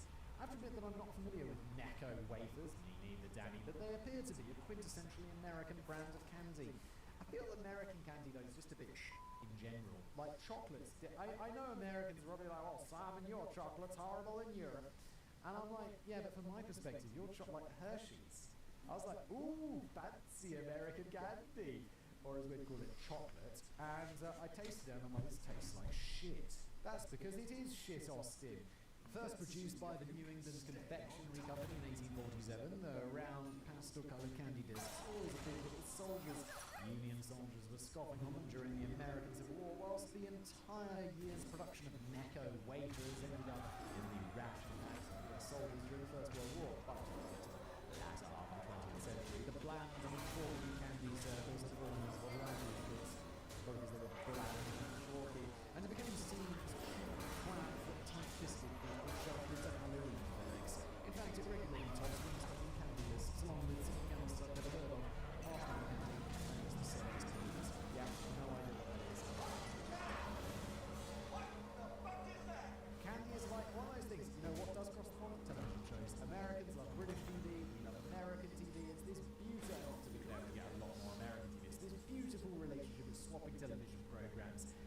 candy console is just like, fuck, no. Get your disgusting out of my country. But Necco wafers, both sides say this. But Necco wafers still have their fans, and these customers went into meltdown in 2009 when Necco announced that they were ditching all of the artificial flavourings and making a bold move into natural flavours such as cabbage and beets. And at that point, the Americans were like, we don't want to eat anything natural. Nature is disgusting. How dare you? The problem appeared to be that the consumer didn't bloody well want Necco wafers to taste of real flavours such as lemon or chocolate or whatever. I went into a petrol station, I filled up my car, went in, my kids are sitting in the back, I'm like, oh, I'll get my kid a little juice box. I got a flavour of Capri Sun called Magic Dragon or some like that. I'm like, that's not a flavour. And you just look on the back and it's like, what fruit juice is in it? There's no fruit juice. It's just a bunch of chemicals that were mixed together in a lab. I'd rather have them have a juice box with beetroot in it, for God's sake. They were insistent that every flavour of Necco wafers should taste like chalk, just like it did in the good old days of the American Civil War. Necco were deluged with hate mail from die-hard fans who felt the company had ruined the 162-year-old wafers, but the odd thing here is that Necco wasn't prepared to listen. They stubbornly stuck to their Colt Navy revolvers for a whole 2 years and waited until sales dropped by no less than 35% before they finally caved in, begrudgingly restored the original chalky flavourings. Although the wafers did disappear in 2018 for a couple of years following mysterious sanitation issues, the good news for chalk fans everywhere is that they made a triumphant comeback in 2020. The lesson here is a product fix. In some cases, you know something is clearly broken, you still don't need to fix it. Chalk it up to experience. The Big Bang. It's not just a major change in the products and mediums that can whip up a revolt. Sometimes it's just a change in packaging, to the angry villagers digging out their pitchforks. Getting some chips that the villagers kind of had a point if only their voices could be heard. Above all of the noise, the bags of fried grain, multi-grain chips produced by Frito-Lay are what you're only marketed as the healthier choice of snack and come in such exciting flavours as garden salsa. What flavour is that? If I bought that, I'd be like, so it's going to taste like tomato? Or like tomato salsa? Or it's going to taste vaguely like Mexican food? Or why is it garden? Why can't we just call it what it is? Be like, it's tomato. With the green stuff that... what's it called? I don't remember that green stuff that you put in guacamole. In 2020, Frito-Lay decided to go one step further down the garden path by producing the world's 100% biodegradable chip packet, which was made from plants rather than plastic. You can snack on that too. So instead of behaving like a little out and tossing your empty packets onto the streets where it would take 400 years to break down, you're encouraged to shove it into your compost pile where it would decompose within just 13 weeks. Apparently it took 4 years for Frito-Lay to develop the new bags from plant-based polyactic acid, and I'm not convinced that it was time well spent, because the problem with the new bags is that they were really, really loud. I mean, we all expect to hear a few metallic crinkly noises when nose bagging chips, but some chips raised the dial to 11. It was all down to the new polymers, which had a high glass transition temperature. That sounds very sciencey. That is the temperature at which polymers move from a hard state to a rubbery state. Fascinating. The result was a cacophony which many customers compared to the volume of a petrol lawnmower or a subway. Those customers obviously are very bad at judging the volume of things. And its speaker Facebook group titled "Sorry, but I can't hear you over this sun chips bag" attracted over 50,000 followers. 50,000 people with no lives, and generated such real-life sub-stories as "It's the worst when you're stoned at 2 a.m. and trying not to wake up the house." Jesus Christ, there are wars. There are real problems in the world, and instead we have this.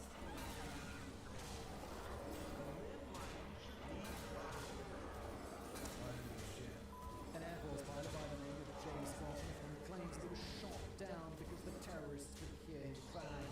Not really. He said he measured the decibels of the assumptions bag and proved that it was louder than the cockpit of his jet. I mean, measuring loudness is complicated, because you've got to like hold it from certain how far away from it, blah blah blah, is all of this. And also, no one's like crinkling this bag of chips on the train and someone's like going, "Oh, you're actually literally deafening me." It's like standing next to a jet engine. He reckons we can get 95 decibels out of the some chips bag, which is 10 decibels more than a level where you could potentially suffer from lasting hearing loss. Frito-Lay's initial response was to poke fun at the noise by putting stickers on the new bags, which admitted that the bags were noisy, but this is what change sounds like. It's kind of funny, Frito-Lay. It's actually a good joke. I'm funny. A funny human being. A funny joke. They also launched a tongue-in-cheek Canadian commercial which offered free earplugs to every grumpy customer. Cruise in elegance and sophistication in the ultimate driving machine. Experience unmatched style and power in the latest and greatest from BMW. Visit BMW of Tulsa online today or come in and test drive your next sedan or SUV. And how are the numbers looking? We're landing at a strong 70 SPF. Thanks to JetBlue's low fares, Kayla's in vacation mode already. But when they noticed sales had dropped 11% after a year, the company launched an alternative version of the bag which contained a rubbery adhesive sandwiched between the two layers to create a sonic barrier. Within the space of a couple of years, the compostable bags have been very quietly withdrawn altogether. Because, you know, a little bit of inconvenience of allowing a chip bag is definitely worth completely fucking up the environment with plastic over Frito-Lay's customers, isn't it, you bellends?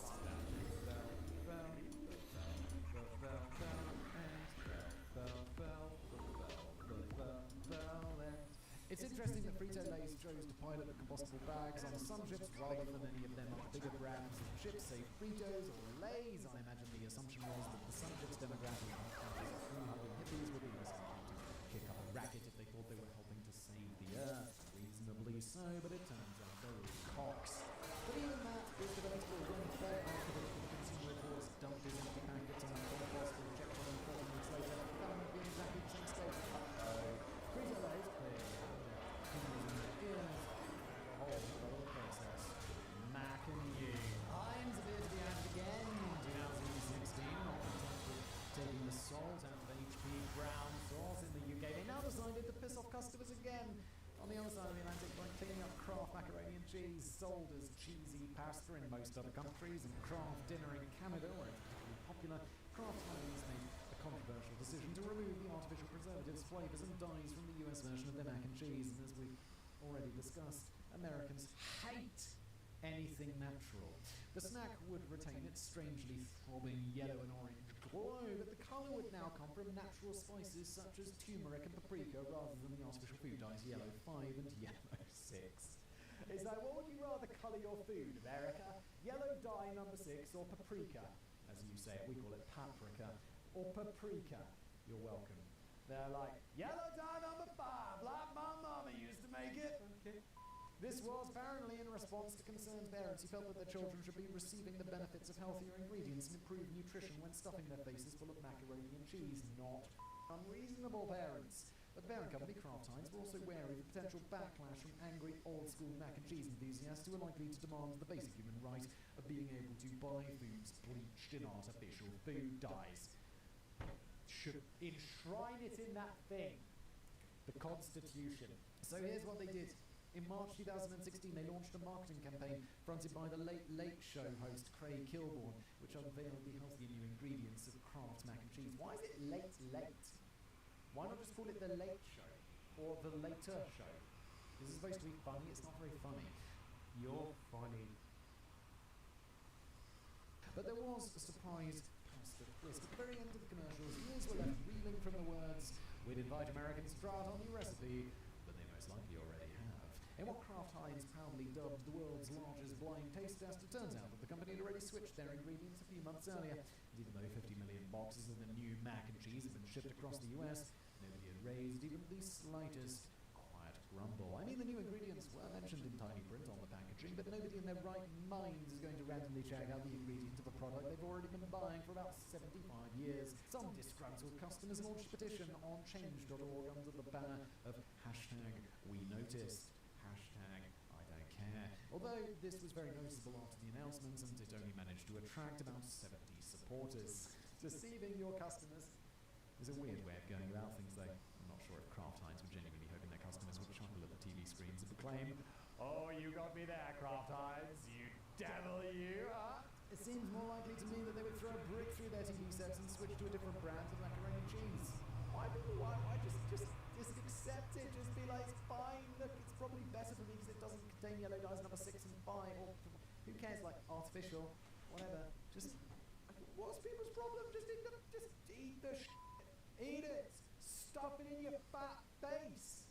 It has to be said that Kraft mac and cheese is still not particularly healthy, even if they have removed yellow alien slime. A typical serving still contains 72% of your recommended daily allowance of salt. Fuck it out. One portion.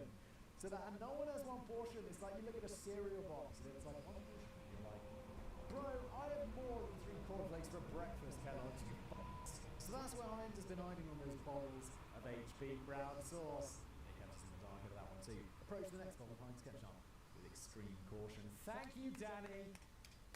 Written by Danny, read by me, edited by Sam. Holy Trinity of Blaze Boys.